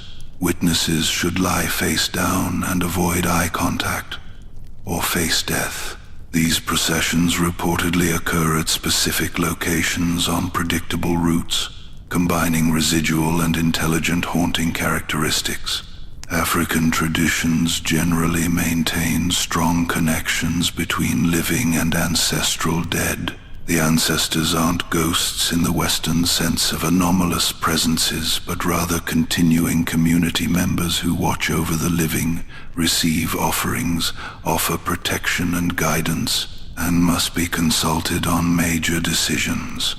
This represents normalization of dead's presence rather than viewing them as unusual or frightening. However, African traditions also recognize problematic spirits, those who died badly, who were evil in life, who failed to transition properly, or who harbors resentment toward the living. These spirits might cause misfortune, illness, or possession. They differ from honored ancestors and require different approaches: exorcism, appeasement, or magical protection, rather than the veneration ancestors receive. The Sangoma and other traditional healers in southern African traditions communicate with spirits, including identifying when ghost activity causes client problems. Divination determines whether illness or misfortune stems from angry ancestors, malicious spirits, or natural causes. Treatment might involve offerings to ancestors, rituals to banish troublesome spirits, or protective medicines to prevent spiritual attack. Australian Aboriginal traditions include various spirit beings, though whether they exactly correspond to Western ghost concepts is debatable. The concept of the dream time as a sacred time outside time, when ancestral beings created the world, complicates straightforward living-dead distinctions. However, individual dead can also linger as spirits, particularly if proper death rituals weren't completed or if they died violently. Some Aboriginal traditions describe the Mamu as harmful spirits of the dead who can cause sickness or death. Others speak of min-min lights, strange glowing phenomena in the outback attributed to spirits. The diversity of Aboriginal cultures means ghost beliefs vary significantly, but many traditions share the idea that spirits remain connected to specific lands and that proper ritual maintains beneficial relationships while preventing harmful ghostly intrusions. Polynesian cultures throughout the Pacific developed complex spirit cosmologies. Maori tradition includes the kehua, spirits of deceased who can appear to the living.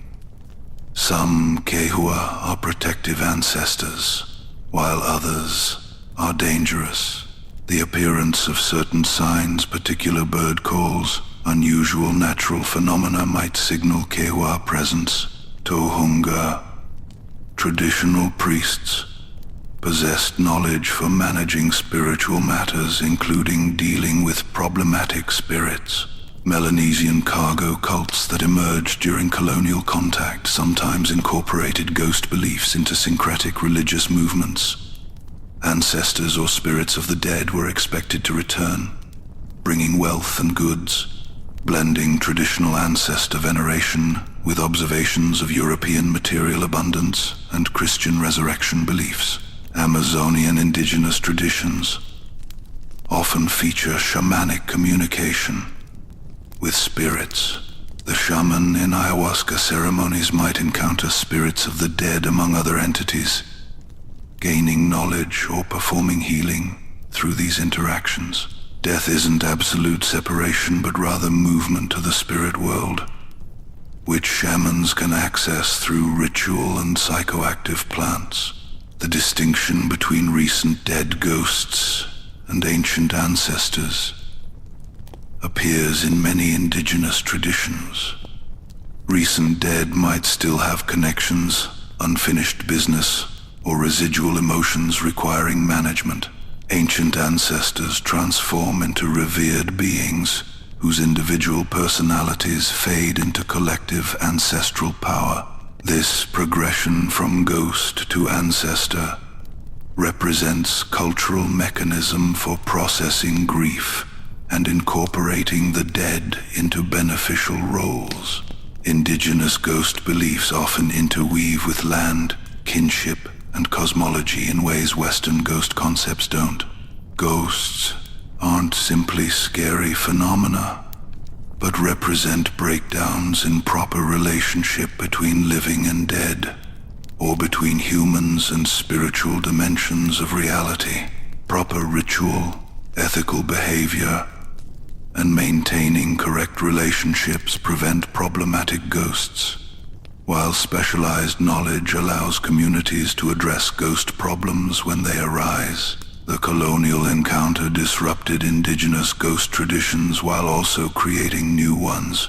Massacre sites, missions where native children died of disease, and battlefields became haunted according to both indigenous and settler accounts. Ghost beliefs sometimes bridged cultural gaps. Both groups recognized something wrong at these places, even if they understood it through different frameworks. Contemporary indigenous communities often maintain traditional ghost beliefs alongside Christianity or secular modernity. Elders might tell traditional ghost stories, while younger generations balance multiple frameworks for understanding spirit encounters. Some native activists argue that indigenous ghost beliefs represent sophisticated ecological and psychological knowledge, requiring respect rather than dismissal as superstition. The study of indigenous ghost beliefs raises methodological and ethical questions. How do we understand beliefs embedded in cosmologies foreign to Western assumptions? How do we avoid reducing complex traditions to simple ghost stories? How do we respect cultural ownership of spiritual knowledge while studying it comparatively? These questions have no easy answers, but must be considered when exploring ghost beliefs in indigenous contexts.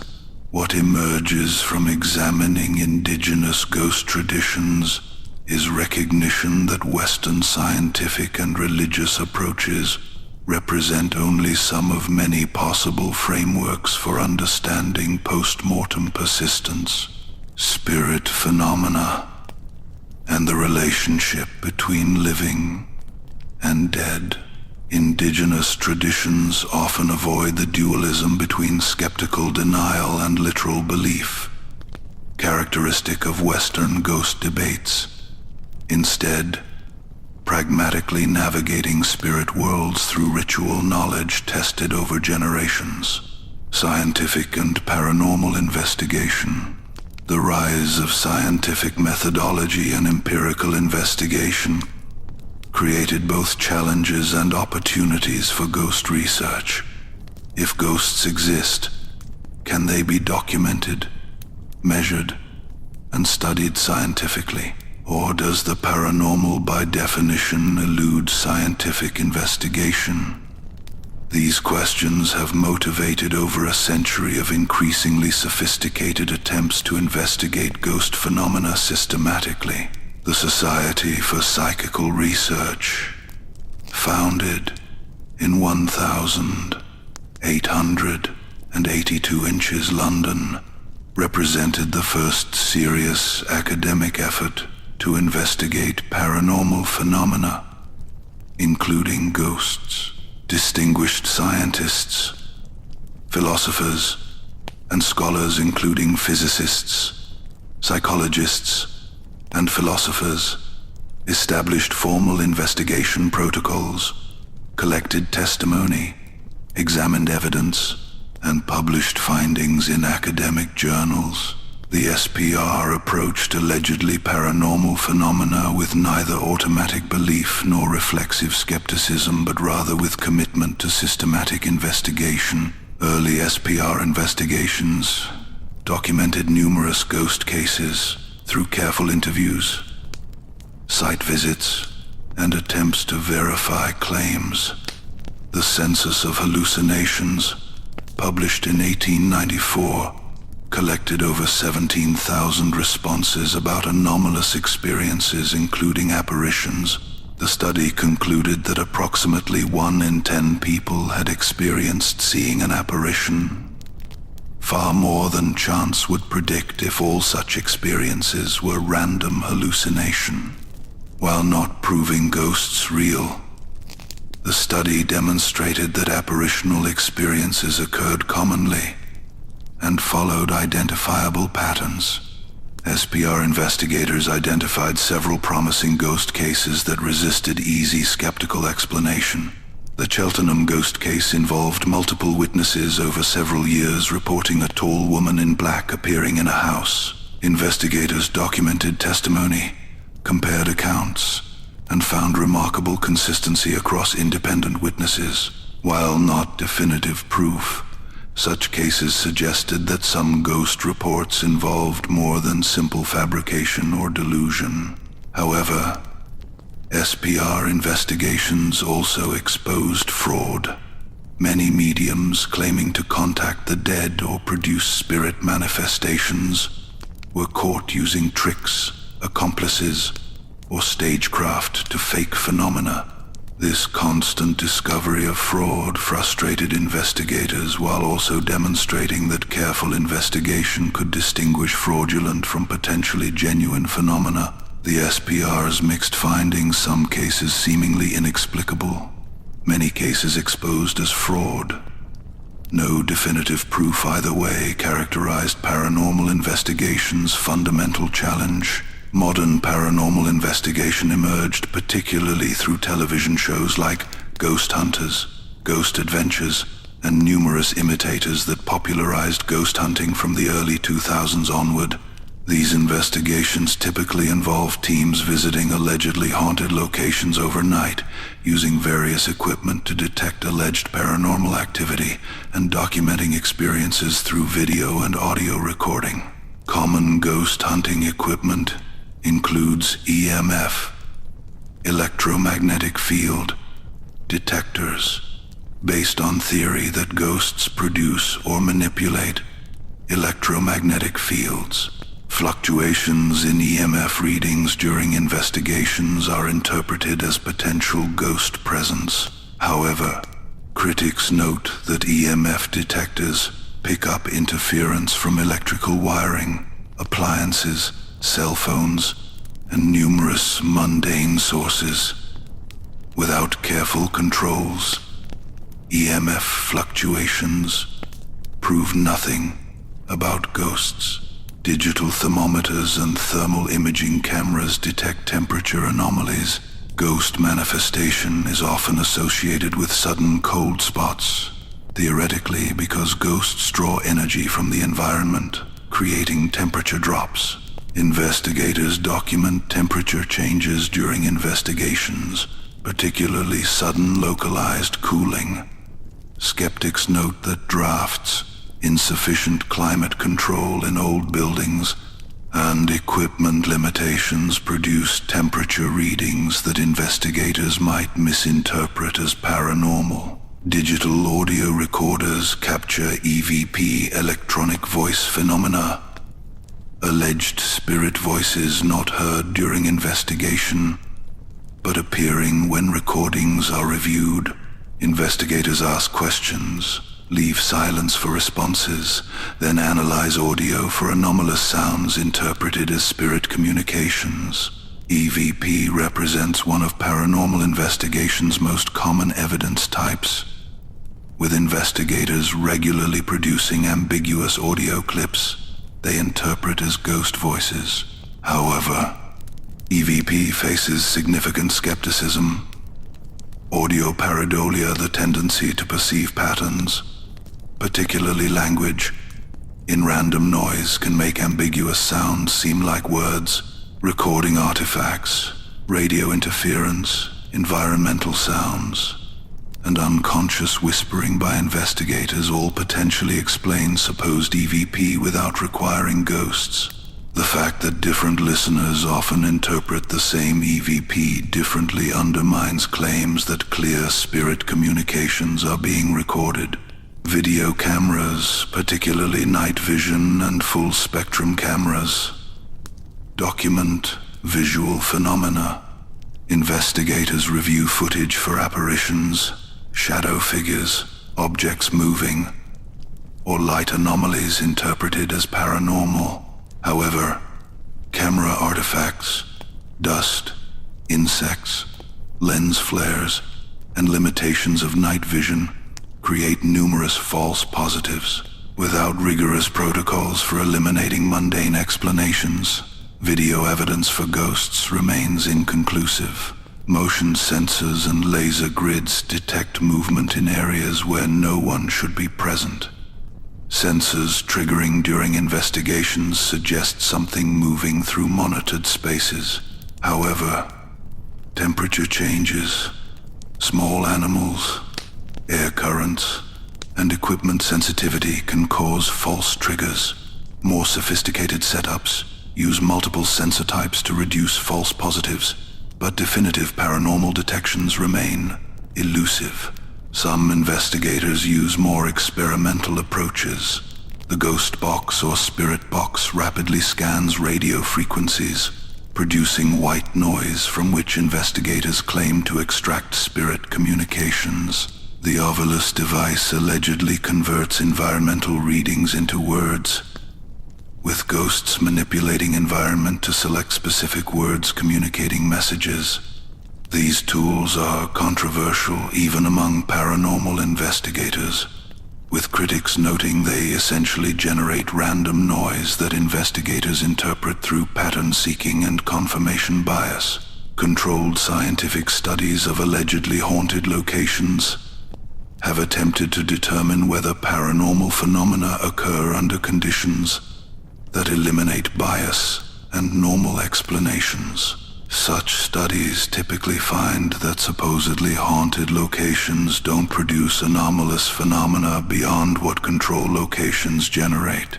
What haunted locations do produce is psychological experiences, feelings of presence, fear, and expectations of encountering ghosts that occur regardless of whether actual anomalous phenomena are detected. Research on haunt-prone individuals suggests that certain people are much more likely than others to experience ghosts. Those high in fantasy proneness, absorption, and belief in the paranormal report significantly more ghost experiences.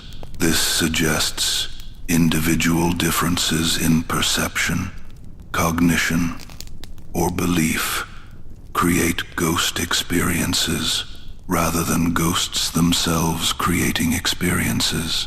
However, believers counter that sensitive individuals might genuinely perceive what others miss. rather than simply imagining experiences others avoid. Environmental factors influence ghost experiences independently of actual ghosts. Infrasound sound below normal hearing range can create feelings of anxiety, being watched, or presence of something nearby. Old buildings often produce infrasound from wind, pipes, or structural settling. Electromagnetic fields affect brain function, potentially producing hallucinations, paranoia, or unusual sensations. Poor air quality, carbon monoxide, or mold exposure cause neurological effects misinterpreted as haunting. Many supposedly haunted locations have environmental problems that produce experiences attributed to ghosts. The expectation effect proves powerful.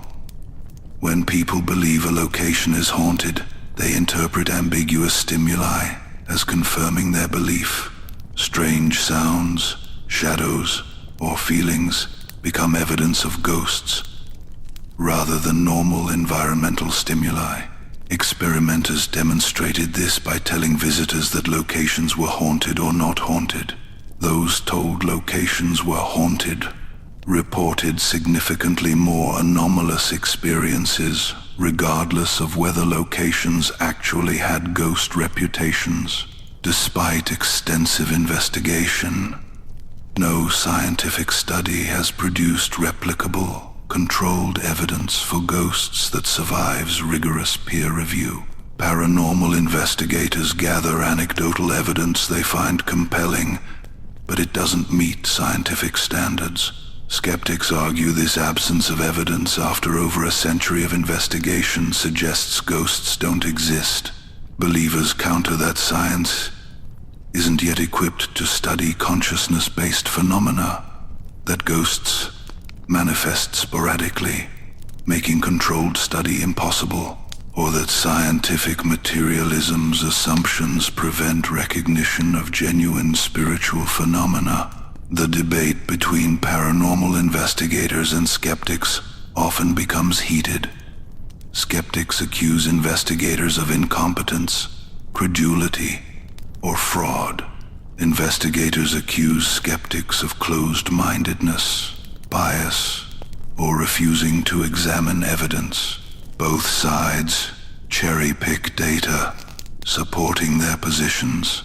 What remains clear is that ghost investigation hasn't produced the definitive evidence that would convince skeptics, but neither have skeptical explanations fully satisfied those who've had compelling personal experiences.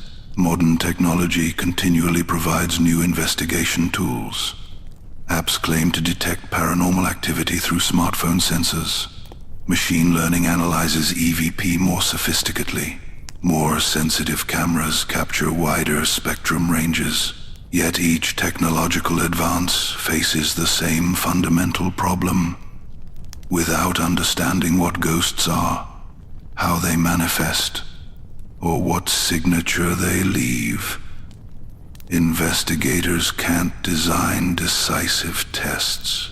Any anomalous readings might be ghosts, or might be measurement artifacts, environmental factors, or phenomena science hasn't yet explained, but that don't involve actual spirits. The scientific study of ghost experiences rather than ghosts themselves proves more productive. Understanding why people experience ghosts, the psychological, neurological, and environmental factors involved is feasible, even if proving ghosts exist or don't exist remains elusive. This shift from studying ghosts to studying ghost experiences represents evolution in paranormal research toward scientifically tractable questions, psychological and neurological perspectives. Modern psychology and neuroscience offer rich explanations for ghost experiences that don't require actual spirits of the dead. These scientific perspectives don't necessarily prove ghosts don't exist, but demonstrate that compelling ghost experiences can occur through entirely natural psychological and neurological processes. Grief hallucinations represent one of the most common ghost experiences. Bereaved individuals frequently report seeing, hearing, or sensing deceased loved ones. Studies find that 30–60% of bereaved individuals experience such phenomena, making them nearly normal aspects of grief rather than rare anomalies. The deceased might appear briefly, speak comforting words, or simply be sensed as present. These experiences typically occur soon after death and gradually diminish, though some persist for years. Neuroscientists understand grief hallucinations as the brain struggling to update its model of reality after significant loss. The deceased person occupied enormous space in the bereaved person's neural networks, thousands of associations, expectations, and patterns built over years. The brain can't immediately delete all these connections. The person continues expecting to see the deceased, to hear their voice, to sense their presence. Sometimes these expectations generate brief hallucinations, the brain filling in what it expects even when the person isn't actually there. These grief visions differ from pathological hallucinations associated with psychosis. They're typically brief, benign, and recognized afterward as not physically real, even when they felt convincing during the experience. They bring comfort more often than distress. They don't indicate mental illness, but rather represent normal psychological processes for integrating major loss. From a skeptical perspective, grief hallucinations might explain many ghost sightings, particularly those involving recently deceased individuals appearing to close relatives. What believers interpret as the dead returning to comfort, the living might be the living's brains, creating comforting experiences during devastating loss. However, this explanation becomes less satisfying for cases where multiple people simultaneously see apparitions, or where apparitions convey information the witnesses couldn't have known. Sleep paralysis provides another powerful natural explanation for ghost encounters. During sleep paralysis, the person becomes conscious while their body remains in the muscle, atonia, paralysis that normally accompanies REM sleep. Unable to move, often unable to breathe deeply, the person typically experiences overwhelming sense of presence, something nearby, watching, malevolent. Visual hallucinations commonly occur. Shadow figures, demons, ghosts, or aliens appearing in the room. The experience feels utterly real and terrifying. The neurological mechanism of sleep paralysis is well understood. The brain systems controlling sleep and waking sometimes desynchronize, producing consciousness during physical sleep paralysis. The sense of presence and hallucinations result from the same neural activity that generates dreams bleeding into waking consciousness. Cultural context shapes the specific hallucinations. Western people might see demons or aliens. Asian people might see traditional ghosts. Medieval people saw witches or devils. Many bedroom ghost encounters likely represent sleep paralysis episodes interpreted through cultural ghost beliefs. The classic experience, waking unable to move, sensing malevolent presence, seeing ghost or shadow figure, matches sleep paralysis phenomenology perfectly. Education about sleep paralysis might reduce ghost reports, though knowing the neurological explanation doesn't always prevent the experience from feeling supernatural. Pareidolia, the tendency to perceive meaningful patterns in random stimuli, explains many visual ghost sightings. Humans evolved powerful face detection systems, better to see faces that aren't there than miss predators or humans in foliage. These systems activate readily, making us see faces in clouds, trees, buildings, or any pattern with rough face-like features. The ghostly face in the window might be shadows and reflections forming an accidentally face-like pattern that our visual system completes into a face. Similarly, we perceive patterns in random noise, particularly seeking language. This auditory pareidolia explains much EVP recording random noise then hearing words in it because our brains seek linguistic patterns. The ambiguous audio becomes "help me" or "get out" when investigators expect to hear ghosts and listen until they detect something interpretable as words. Our cognitive biases strongly influence ghost experiences. Confirmation bias leads us to notice and remember experiences confirming our beliefs while ignoring or forgetting disconfirming evidence. If you believe a house is haunted, you'll remember the strange noise and explain the mundane noises away. Availability heuristic makes dramatic, unusual events seem more common than they are. Hindsight bias makes coincidences seem more meaningful after the fact. You only remember the times you thought about someone before they called, not the hundreds of times you thought about them and they didn't call. Cultural conditioning shapes ghost experiences profoundly. People encounter ghosts matching their culture's ghost templates. Westerners see transparent figures in period clothing. Asians see yurei with distinctive appearance and movement. Medieval people saw ghosts in religious contexts with moral messages. Modern people encounter ghosts at historically significant sites. This cultural specificity suggests ghost experiences are culturally constructed rather than representing objective spiritual reality. Environmental factors independently influence ghost experiences.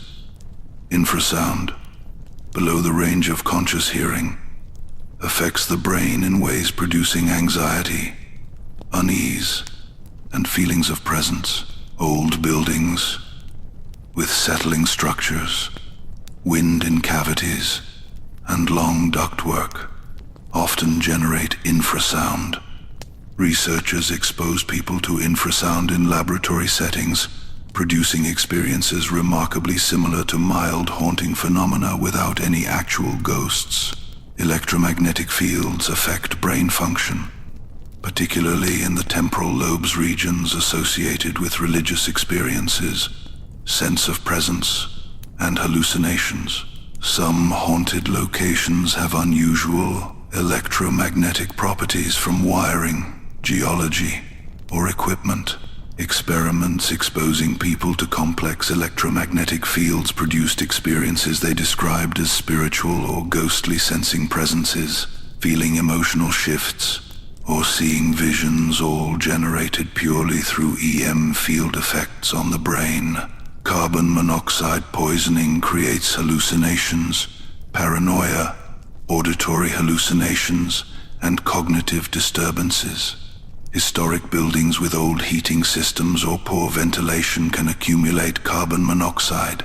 A famous case involved a family experiencing haunting phenomena, seeing apparitions, hearing voices, feeling presences that completely ceased after detecting and fixing a carbon monoxide leak. The haunting was slow poisoning, creating neurological disturbance interpreted as paranormal.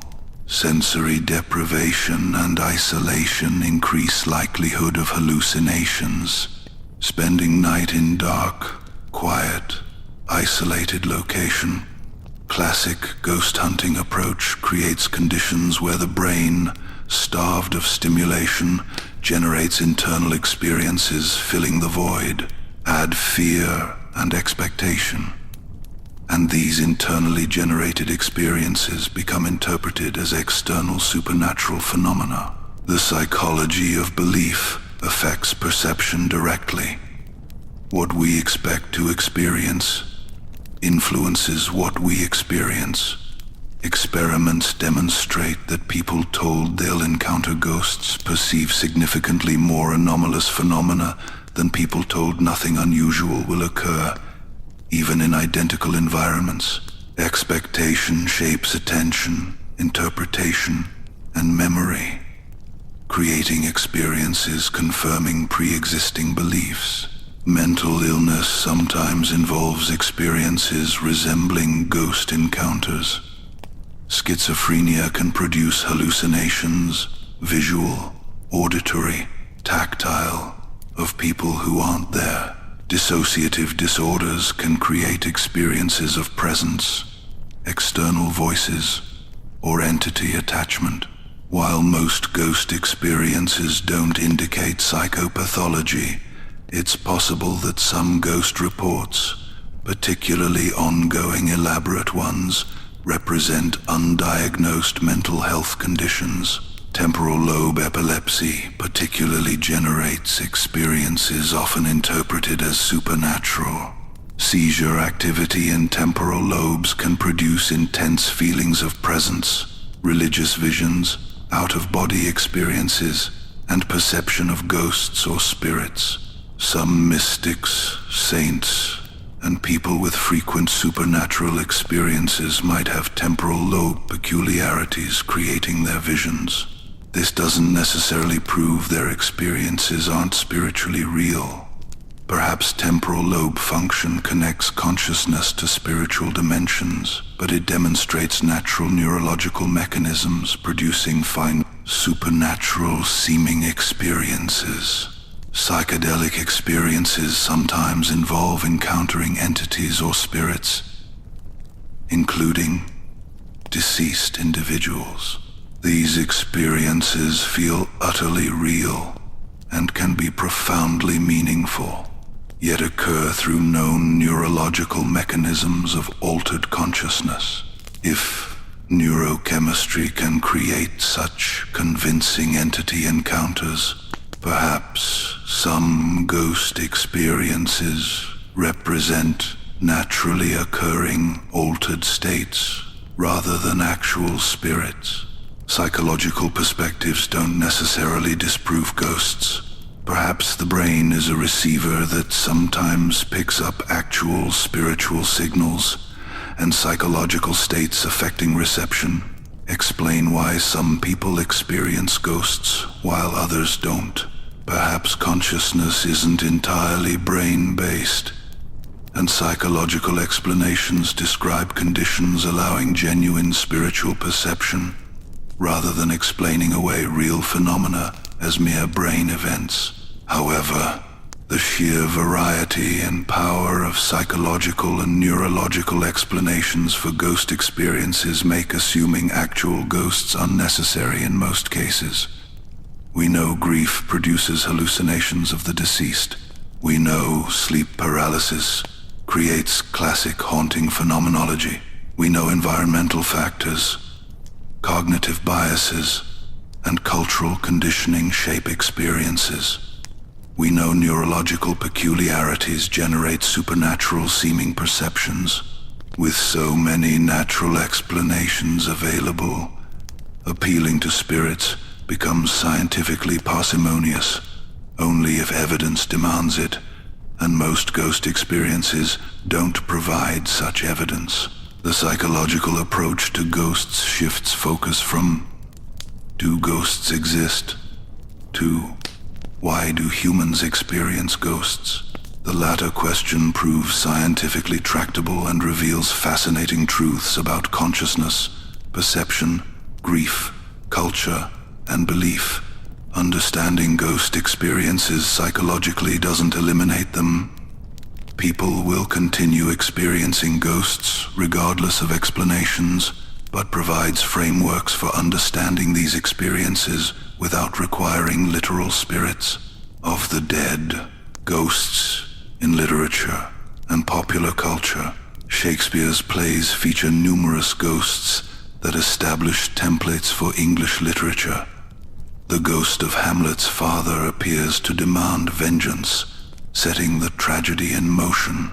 Unlike medieval ghosts seeking prayers or warning of hell, Hamlet's ghost serves dramatic purpose, creating plot momentum while exploring themes of death, duty, and moral ambiguity. Hamlet's uncertainty about whether the ghost is his father's spirit or a demonic deception reflects theological debates of Shakespeare's era, while creating psychological complexity.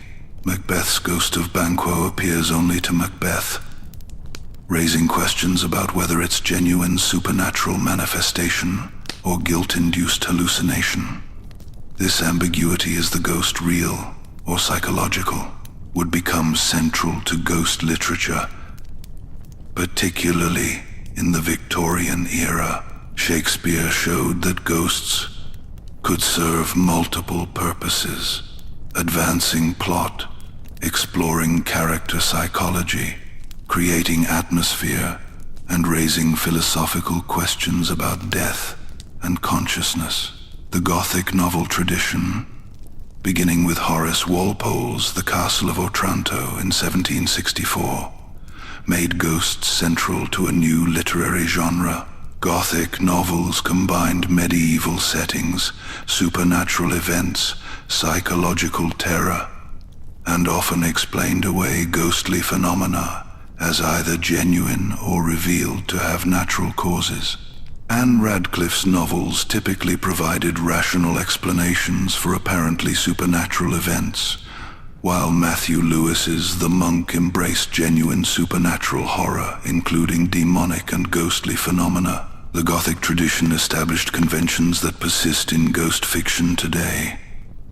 Isolated locations cut off from civilization, ancient buildings with dark histories, family secrets and curses, vulnerable heroines, ambiguous supernatural events, and atmosphere of mounting dread. These conventions proved commercially successful and artistically influential, spawning countless imitations and establishing ghost stories as distinct literary form. Edgar Allan Poe elevated psychological ghost stories to high art. While many Poe tales involve death and the macabre, they're often ambiguous about whether supernatural forces are real or whether narrators' disturbed psychologies create apparent supernatural events. The Fall of the House of Usher features the buried alive Madeline returning, but whether as ghost, vampire, or merely not quite dead remains unclear. This ambiguity creates more unsettling effects than straightforward ghost stories, suggesting reality itself might be unreliable. Victorian ghost stories reached their zenith in the late 19th century. The era's preoccupation with death, combined with spiritualism's claims about communicating with the dead, created cultural conditions where ghost stories flourished. Charles Dickens's A Christmas Carol used ghosts for explicit moral purpose. The spirits of Christmas, past, present, and yet to come, lead Scrooge to redemption through confronting his life's moral failures and death's certainty. M.R. James crafted scholarly ghost stories featuring antiquarians who inadvertently awaken supernatural forces through academic curiosity. James's ghosts are genuinely frightening rather than moralistic, arising from disturbed artifacts or places where ancient evils persist. His story, "Oh, Whistle, and I'll Come to You, My Lad," features an antiquarian who finds an ancient whistle that, when blown, summons a terrifying pursuing entity. James's formula: skeptical academic encounters, undeniable supernatural horror, influenced countless subsequent ghost stories. Henry James's The Turn of the Screw created masterpiece of ambiguous ghost fiction. A governess, caring for 2 children, sees ghosts of previous servants and becomes convinced the children are corrupted by ghostly influence. The novella never definitively resolves whether the ghosts are real or whether the governess is mentally unstable and seeing hallucinations. This ambiguity has inspired over a century of literary debate and demonstrates how ghost stories can explore psychological and philosophical questions without requiring clear answers. The 20th century saw ghost fiction diversify across multiple media and approaches. Shirley Jackson's The Haunting of Hill House created deeply psychological haunted house novel, where the protagonist's mental state makes determining what's genuinely supernatural versus what's psychological breakdown impossible. The house might be genuinely evil, or the protagonist might be experiencing schizophrenic break. Jackson refuses to clarify, creating enduring unease. Peter Straub's ghost story and Stephen King's The Shining brought ghost fiction into contemporary horror boom of the 1970 seconds and 80 seconds. King particularly excelled at setting ghost stories in recognizable American contexts: hotels, small towns, suburban homes, making supernatural intrusions feel more immediate and threatening than when confined to ancient European castles. King's ghosts often represent repressed trauma, guilt, or historical injustice returning to haunt the present. Susan Hill's The Woman in Black revived traditional ghost story format with enormous success, demonstrating continued appetite for classic ghost tales told straightforwardly. The novella featured solicitor visiting isolated house, encountering vengeful ghost, and suffering tragic consequences. Its theatrical adaptation became one of London's longest-running plays, and film versions introduced the story to new generations. Hill proved that traditional ghost story tropes remained effective when executed skillfully. Film brought visual dimension to ghosts that literature could only suggest. Early silent films featured ghost scenes using double exposure and other camera tricks. The 1940 seconds saw classic ghost films like The Uninvited and The Ghost and Mrs. Muir that treated ghosts sympathetically, even romantically. These films often featured ghosts as benevolent presences or tragic figures deserving compassion rather than fear. The 1960 seconds and 70 seconds brought more explicitly frightening ghost films. The Innocents in 1961, based on The Turn of the Screw, used black and white cinematography and subtle sound design to create atmospheric horror. The Changeling in 1980 featured haunted house investigation combined with historical mystery, creating template for many subsequent ghost films where uncovering the ghost's tragic history leads to resolution. Asian horror cinema revolutionized ghost films from the 1990 seconds onward. Japanese films like Ringu in 1998 and Ju-on, The Grudge in 2002 introduced Western audiences to distinctly Asian ghost imagery and storytelling approaches. These films emphasized slow-building dread, disturbing imagery, and ghosts motivated by powerful resentment that made them relentlessly threatening.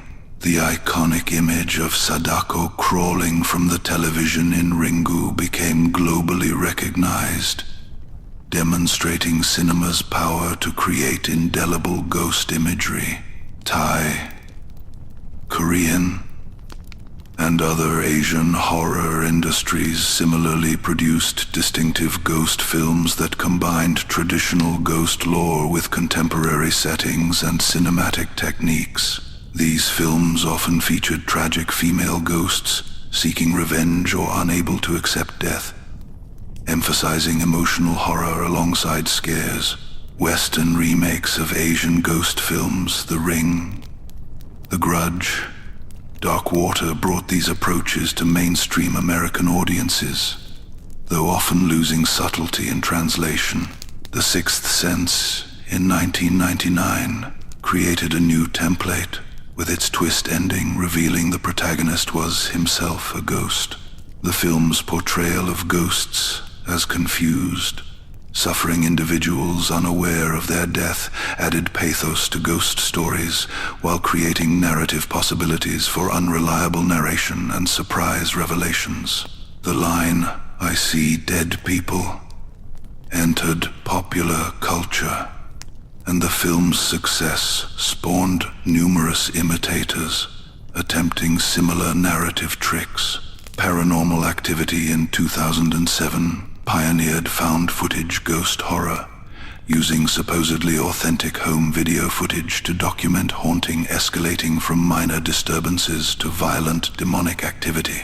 The film's low-budget success proved that ghost films didn't require expensive effects.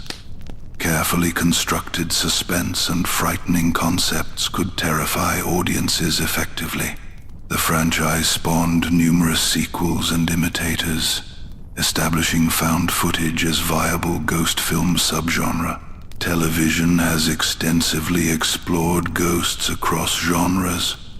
The X-Files featured ghost episodes within its broader paranormal investigation framework. Buffy the Vampire Slayer and Supernatural made ghosts regular adversaries alongside vampires, demons, and other monsters. Ghost Whisperer featured protagonists who could see and help ghosts resolve unfinished business. These shows normalized ghosts as part of contemporary life rather than confined to isolated haunted houses or historical periods. Reality television's ghost hunting shows like Ghost Hunters, Ghost Adventures, and Most Haunted brought paranormal investigation to mass audiences. While skeptics criticize these shows for promoting pseudoscience and using editing tricks to create false drama, they've sustained popular interest in ghosts and paranormal investigation. The shows present ghosts as real phenomena requiring investigation rather than fictional horror entertainment, blurring lines between entertainment and belief. Animated films and children's media feature ghosts extensively, often making them cute, funny, or friendly, rather than frightening. Casper the Friendly Ghost, Ghostbusters, both original film and subsequent animated series, and countless other properties introduced children to ghost concepts through entertainment rather than fear. This childhood enculturation with ghost imagery ensures continued cultural familiarity with ghost concepts across generations. Video games have made ghost encounters interactive. Survival horror games like Fatal Frame feature ghosts as primary threats, with players using supernatural cameras to document and combat hostile spirits.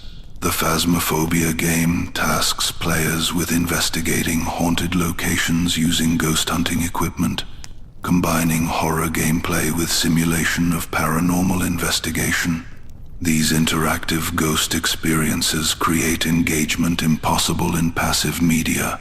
Internet creepypastas, user-generated horror stories have created new ghost legends. Stories spread virally through forums and social media, gain embellishments and variations, and sometimes develop quasi-folkloric status despite recent creation. The internet enables ghost story evolution and spread in ways previous generations couldn't achieve, demonstrating how ancient storytelling traditions adapt to new technologies. The proliferation of ghosts across all media reflects their versatility as storytelling devices. Ghosts can be frightening monsters, tragic figures deserving sympathy, sources of comedy, or vehicles for exploring serious themes about death, memory, guilt, and loss. They can appear in any setting or genre: horror, comedy, romance, mystery, science fiction, adapting to narrative requirements while maintaining recognizability. Literary and media ghosts both reflect and shape actual ghost beliefs. When people encounter what they believe are ghosts, They interpret experiences through frameworks provided by ghost fiction. The creepy child ghost, the vengeful woman in white, the residual haunting, replaying trauma. These concepts from fiction become templates for understanding real experiences. Conversely, folklore and reported experiences inspire fictional representations, creating feedback loop between belief and fiction. The enduring popularity of ghost stories across cultures and throughout history suggests something profound about human psychology and narrative needs. Ghosts let us explore death symbolically while maintaining safe distance. They allow expression of grief, guilt, and fear within contained narrative structures. They suggest consciousness and identity might survive death, offering hope regarding mortality. And they create delicious fear within safe contexts, providing psychological benefits of facing and overcoming terror. As long as humans grapple with mortality and loss, ghost stories will continue captivating imaginations and providing frameworks for processing our most profound fears and hopes. Communicating with the dead. Throughout history, humans have sought methods to communicate with the deceased, from ancient necromancy to modern mediumship. These practices reflect deep longing to maintain connections with lost loved ones, to gain knowledge or assistance from the dead, and to confirm that consciousness survives death. The methods vary enormously across cultures and eras, but the underlying motivations remain remarkably consistent. Ancient necromancy, deliberate summoning of the dead for divination or assistance, was widely practiced, despite often being condemned by religious authorities. The biblical story of the Witch of Endor demonstrates necromancy in ancient Israel. King Saul, desperate for guidance, visits a medium who summons the prophet Samuel's spirit. The spirit appears reluctantly and delivers prophecy of Saul's death, illustrating both belief that dead could be summoned and religious ambivalence about the practice. Greek and Roman necromancy involved specific rituals at particular locations.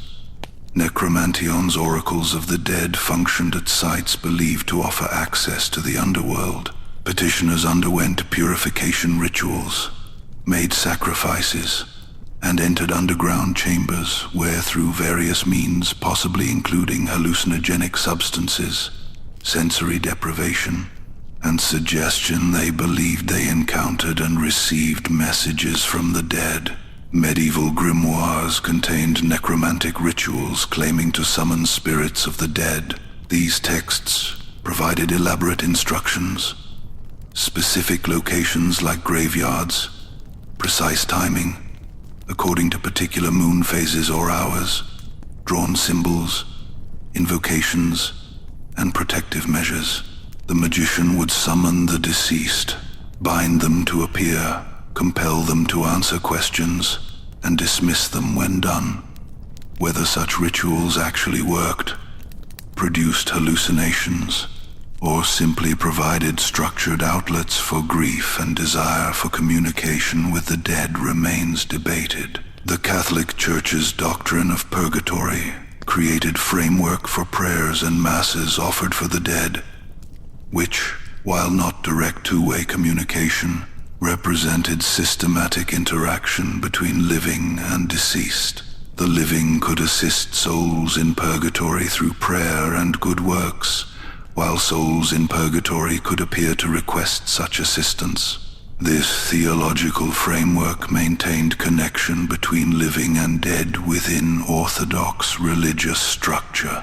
Spiritualism, emerging in mid-19th century America, claimed to offer scientific, rather than magical, communication with the dead. The movement began with the Fox sisters in 1848, who claimed spirits communicated with them through rapping sounds. the sisters demonstrated their abilities publicly, answering questions through coded knocks allegedly coming from spirits. Their fame sparked spiritualism's explosive growth across America and Britain. Mediums, individuals, claiming ability to communicate with spirits, became central to spiritualist practice.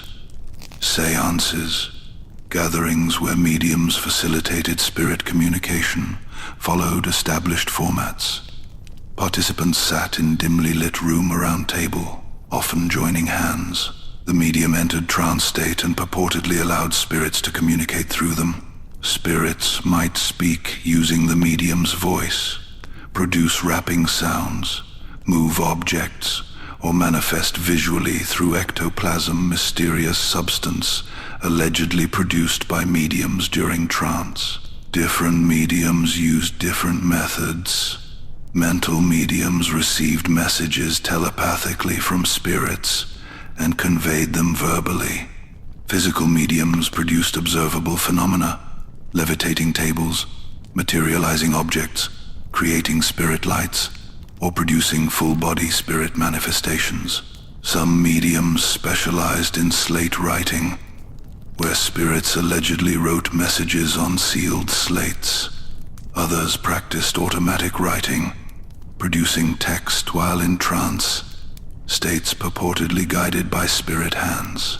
Spirit photography emerged alongside spiritualism, with photographers claiming to capture images of dead spirits appearing alongside living subjects. William Mumler pioneered spirit photography in the 1,860 seconds, producing photographs showing transparent spirit extras hovering near sitters. Many who viewed these photographs, particularly grieving relatives who recognized deceased loved ones in the spirit figures, became convinced of photography's ability to document spirits objectively. However, skeptics and investigators regularly exposed spiritualist fraud. Magicians demonstrated how standard conjuring techniques, hidden assistance, special effects, cold reading could reproduce seance phenomena without actual spirits.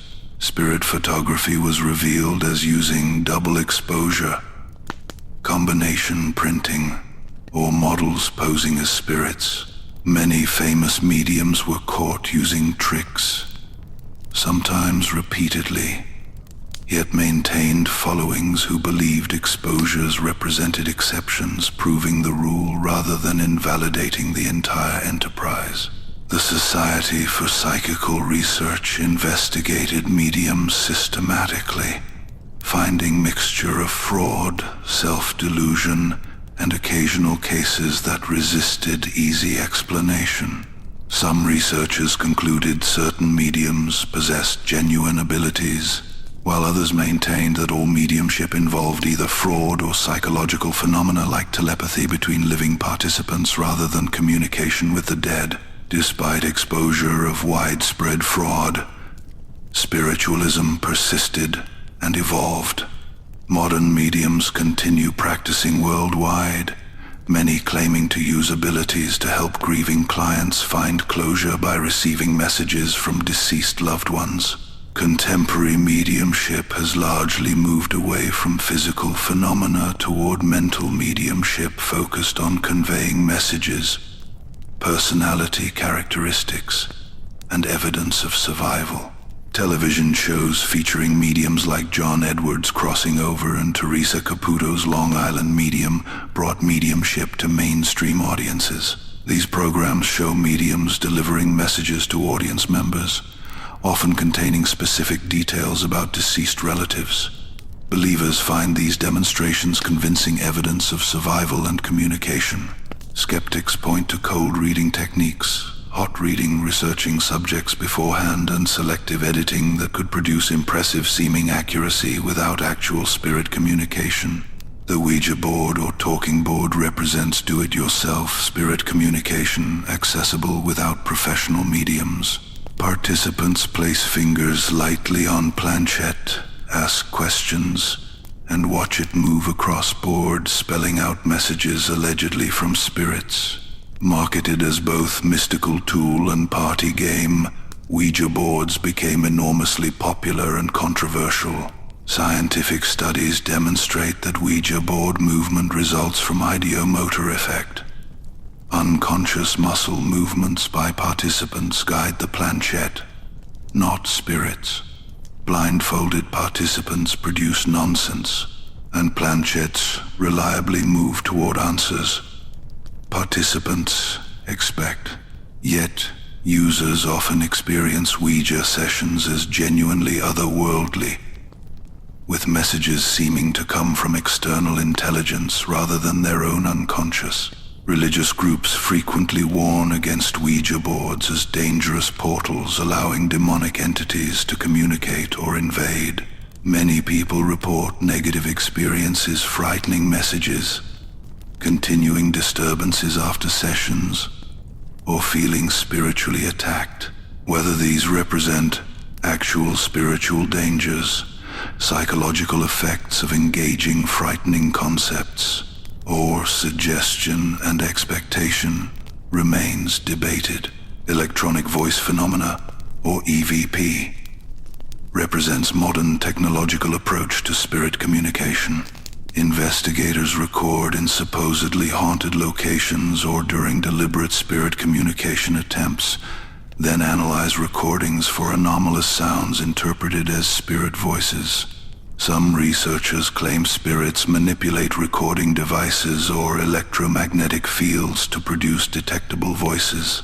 EVP enthusiasts develop elaborate theories and techniques. Different recording devices supposedly produce different quality EVP. Specific questions elicit responses. Multiple simultaneous recordings can provide verification. Classification systems distinguish Class A EVP, clearly audible words, from Class C ambiguous sounds.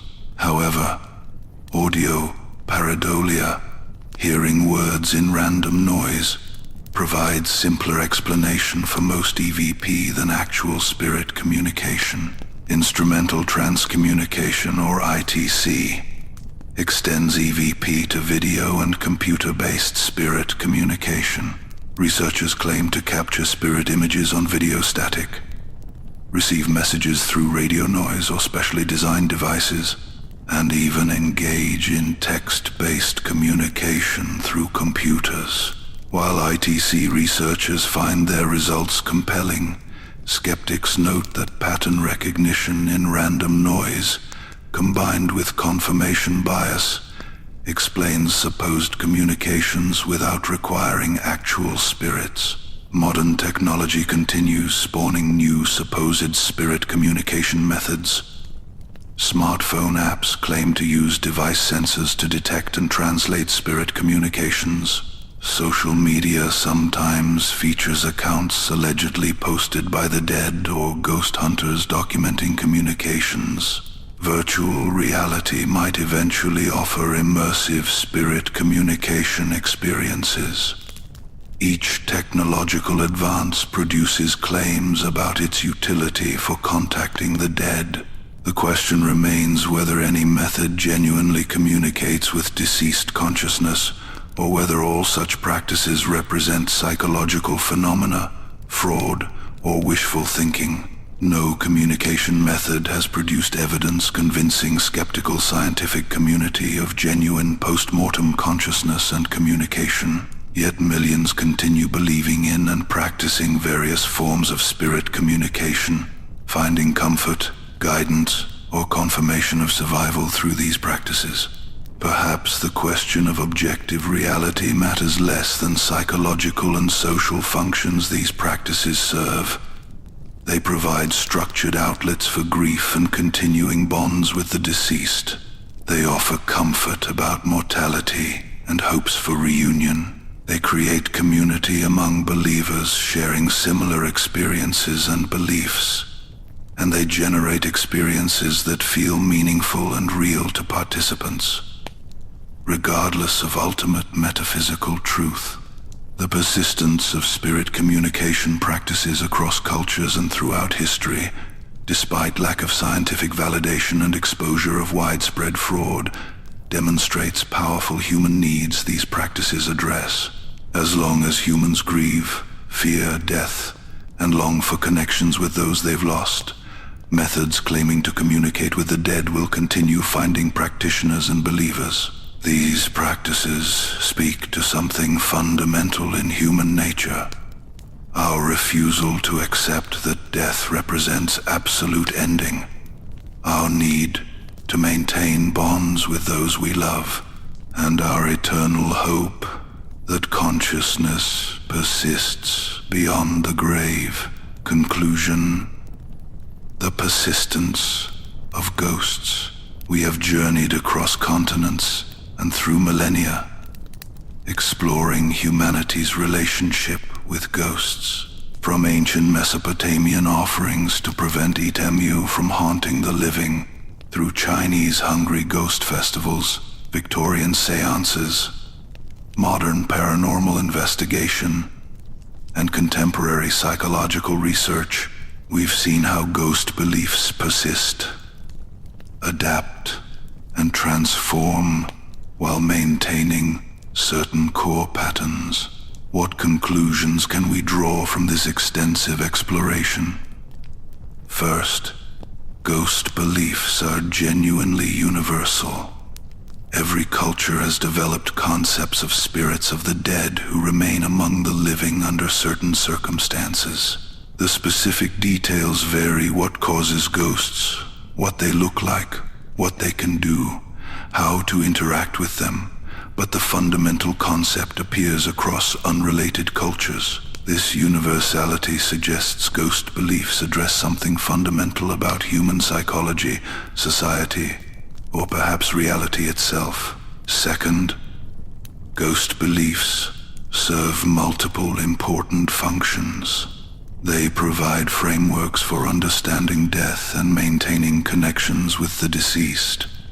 They explain various frightening or mysterious phenomena. They enforce social norms and ethical behavior. They mark certain places as significant.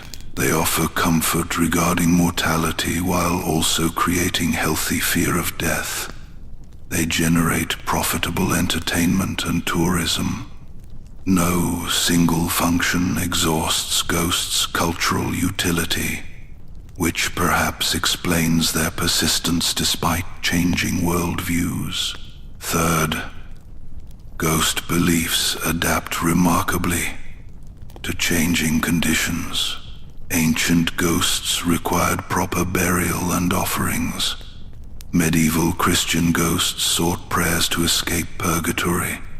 Victorian ghosts demonstrated survival of consciousness scientifically. Modern ghosts generate electromagnetic field fluctuations detected by meters. Ghosts evolve with culture, theology, and technology, continually finding new forms relevant to contemporary concerns, while maintaining recognizable continuity with ancient traditions. Fourth, ghost experiences are phenomenologically real, even if ontologically uncertain. People genuinely experience what they interpret as ghosts. These experiences affect behavior, generate powerful emotions, and shape beliefs about reality. Whether ghosts exist as disembodied spirits or as psychological and cultural constructs, their effects are real. Understanding ghosts, therefore, requires taking experiences seriously, while remaining critical about metaphysical claims. Fifth, the boundary between skeptical and believer positions is more permeable than often assumed. Many skeptics acknowledge the power and mystery of ghost experiences, while doubting they represent actual spirits. Many believers recognize psychological and cultural dimensions of ghost experiences, while maintaining that some cases genuinely involve deceased consciousness. Nuanced positions acknowledging both natural explanations and remaining mysteries might be more intellectually honest than absolute certainty. Either way, the scientific evidence regarding ghosts remains inconclusive, but leans skeptical. Despite over a century of investigation, no study has produced replicable, controlled evidence for post-mortem consciousness and manifestation that survives peer review. The most parsimonious explanation for ghost phenomena involves psychology, neurology, cultural conditioning, environmental factors, and occasional fraud. These natural explanations account for most reported experiences without requiring spirits. However, absence of scientific proof isn't necessarily proof of absence. Science excels at studying material phenomena, but struggles with consciousness, even in living beings. If consciousness possesses non-material aspects that survive death, current scientific methods might be inadequate for detection. Some phenomena resist easy skeptical explanation, and dismissing all ghost experiences as delusion or fraud seems unjustified, given the consistency of reports across cultures and the sincerity of many witnesses. The psychological understanding of ghosts proves particularly fruitful. Ghost experiences reveal much about grief, perception, belief, memory, and consciousness.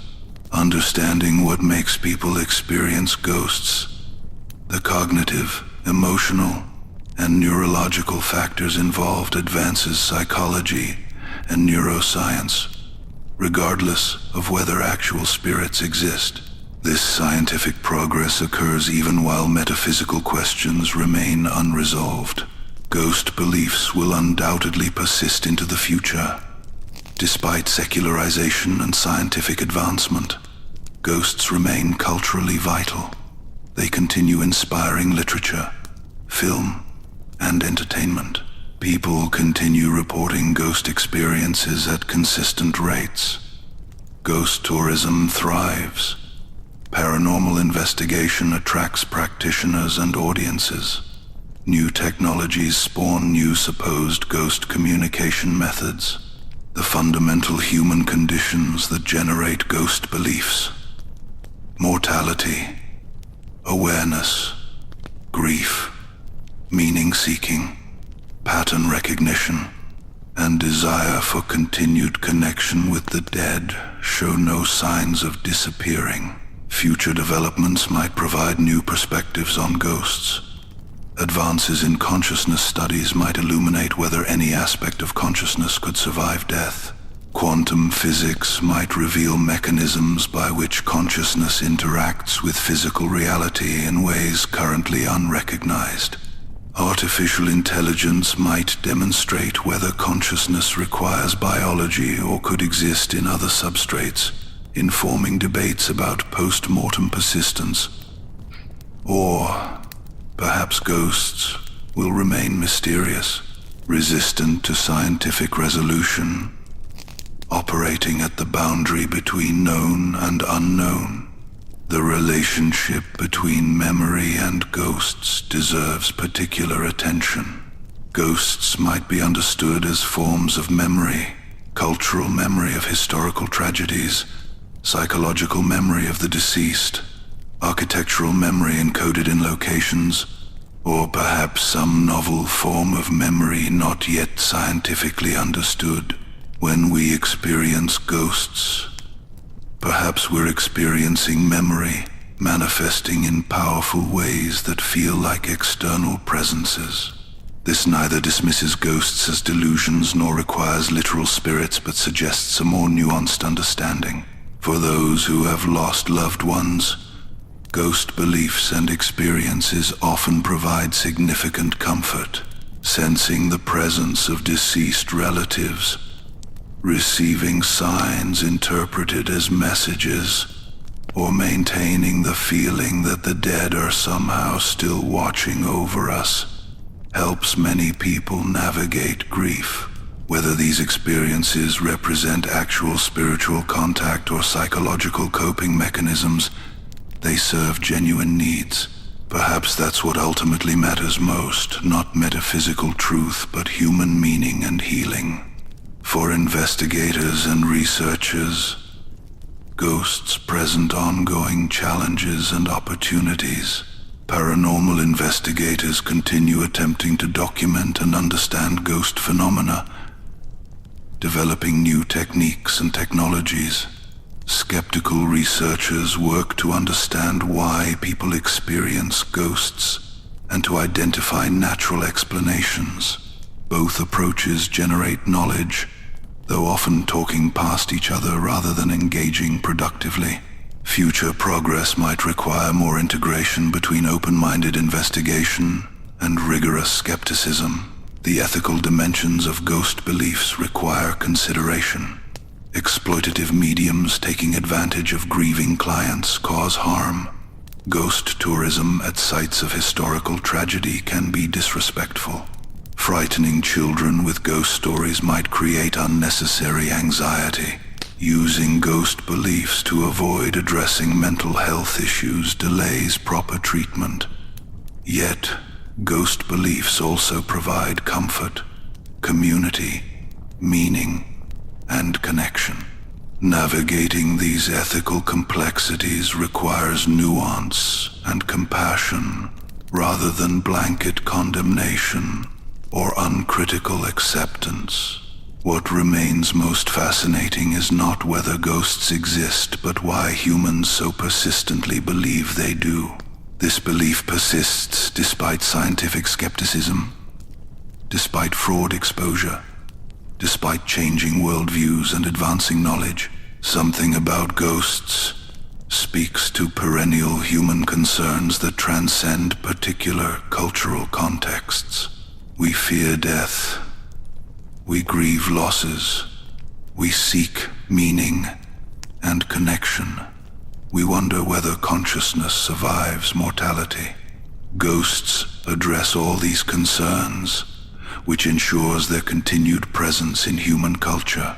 So the next time you encounter a ghost, whether in late-night shadows, in grief's hallucinations, in stories that send shivers down your spine, or in supposedly scientific investigations of haunted locations, remember, you're engaging something profoundly human and profoundly ancient. These ghosts, however you understand them, carry millennia of human love, loss, fear, and hope. They represent our ancestors' attempts to understand death and our contemporary struggles with the same mysteries. Whether ghosts are spirits of the dead, psychological projections, cultural constructs, or some combination thereof, they reveal truths about being human that cannot be learned elsewhere. They show us that death matters, that relationships persist beyond physical presence, that memory has power, and that reality contains depths we're still working to understand. They keep alive questions about consciousness, identity, and survival that science hasn't answered, and perhaps cannot answer with current paradigms. The boundary between living and dead, like so many boundaries, proves far more permeable than we might wish. The dead persist in memory, in consequences of their actions, in cultural legacies, in genetic inheritance, and for many, in spiritual presence. Ghosts represent this persistence made manifest, whether literally or metaphorically. They refuse to let us forget that death, while universal, need not mean absolute ending or permanent separation.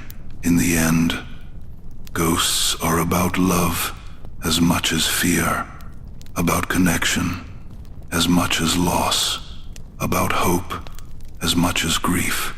We see ghosts because we cannot bear to fully let go, because we need to believe something survives, because love transcends even death, and perhaps that, more than any question of objective existence, is the truth ghosts teach us, that we are fundamentally beings of connection, who will use every resource available, including belief in spirits, to maintain bonds with those we love even after they die.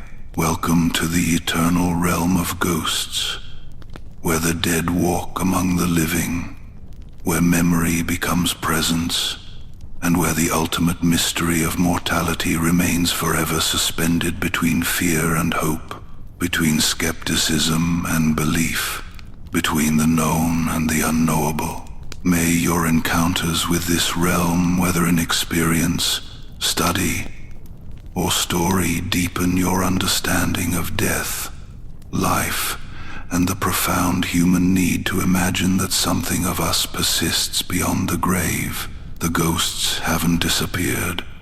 They're still here, still haunting boundaries between past and present, still appearing in our dreams and waking visions, still featuring in our stories and nightmares, still demanding to be understood and engaged. They wait in the shadows of consciousness, in the gaps of our cosmologies, in the uncomfortable questions we prefer not to ask. They embody everything about death we don't understand, everything about consciousness that remains mysterious, everything about loss that continues hurting. But perhaps that's precisely why ghosts remain necessary. They keep us honest about death's reality, about grief's depth, about the genuine mystery of consciousness and identity. They prevent us from naive assumptions that we understand everything or that science has answered all questions. They provide language for experiences that otherwise lack vocabulary. They connect us to ancestors across millennia who faced similar losses and developed wisdom we can still access. The study of ghosts is ultimately the study of humanity itself, our fears and hopes, our losses and loves, our attempts to make sense of mortality and meaning. Whether you believe in ghosts as literal spirits, understand them as psychological phenomena, view them as cultural constructs, or hold some more nuanced position, engaging with ghost traditions means engaging with fundamental questions about what it means to be human, to be conscious, to love, to lose, and to die. As scientific understanding advances, as cultures evolve, as new technologies emerge, ghosts will continue adapting. They will wear new faces and manifest through new media. They will be explained through new theories and investigated with new instruments, but they will remain recognizably ghosts, fulfilling the same fundamental needs they have fulfilled for millennia. So thank the ghosts. Thank them for keeping alive questions science hasn't answered. Thank them for providing comfort in grief. Thank them for inspiring countless works of art and literature. Thank them for reminding us that reality contains more mystery than certainty, more questions than answers, more depth than surface appearances suggest. Thank them for being faithful companions to humanity throughout our entire journey from prehistoric burial grounds to contemporary paranormal investigations. And then, depending on your inclination, either dismiss them as illusions, embrace them as spirits, study them as phenomena, fear them as threats, or simply acknowledge them as part of the rich tapestry of human experience before continuing on your path. The ghosts will still be there tomorrow, waiting in the darkness, ready to manifest again when conditions align, continuing their eternal dance between existence and non-existence, between memory and presence, between the living and the dead, for as long as humans remain human mortal beings who love, who lose, who grieve, who wonder, who hope, ghosts will remain with us. That's their nature, their function, and perhaps their gift. They are the shadows cast by mortality's light, the echoes of love that refuses to die, and the eternal question mark hovering over the ultimate mystery of what happens when we breathe our last and close our eyes for the final time. Rest well, traveler, and may your dreams be gentle.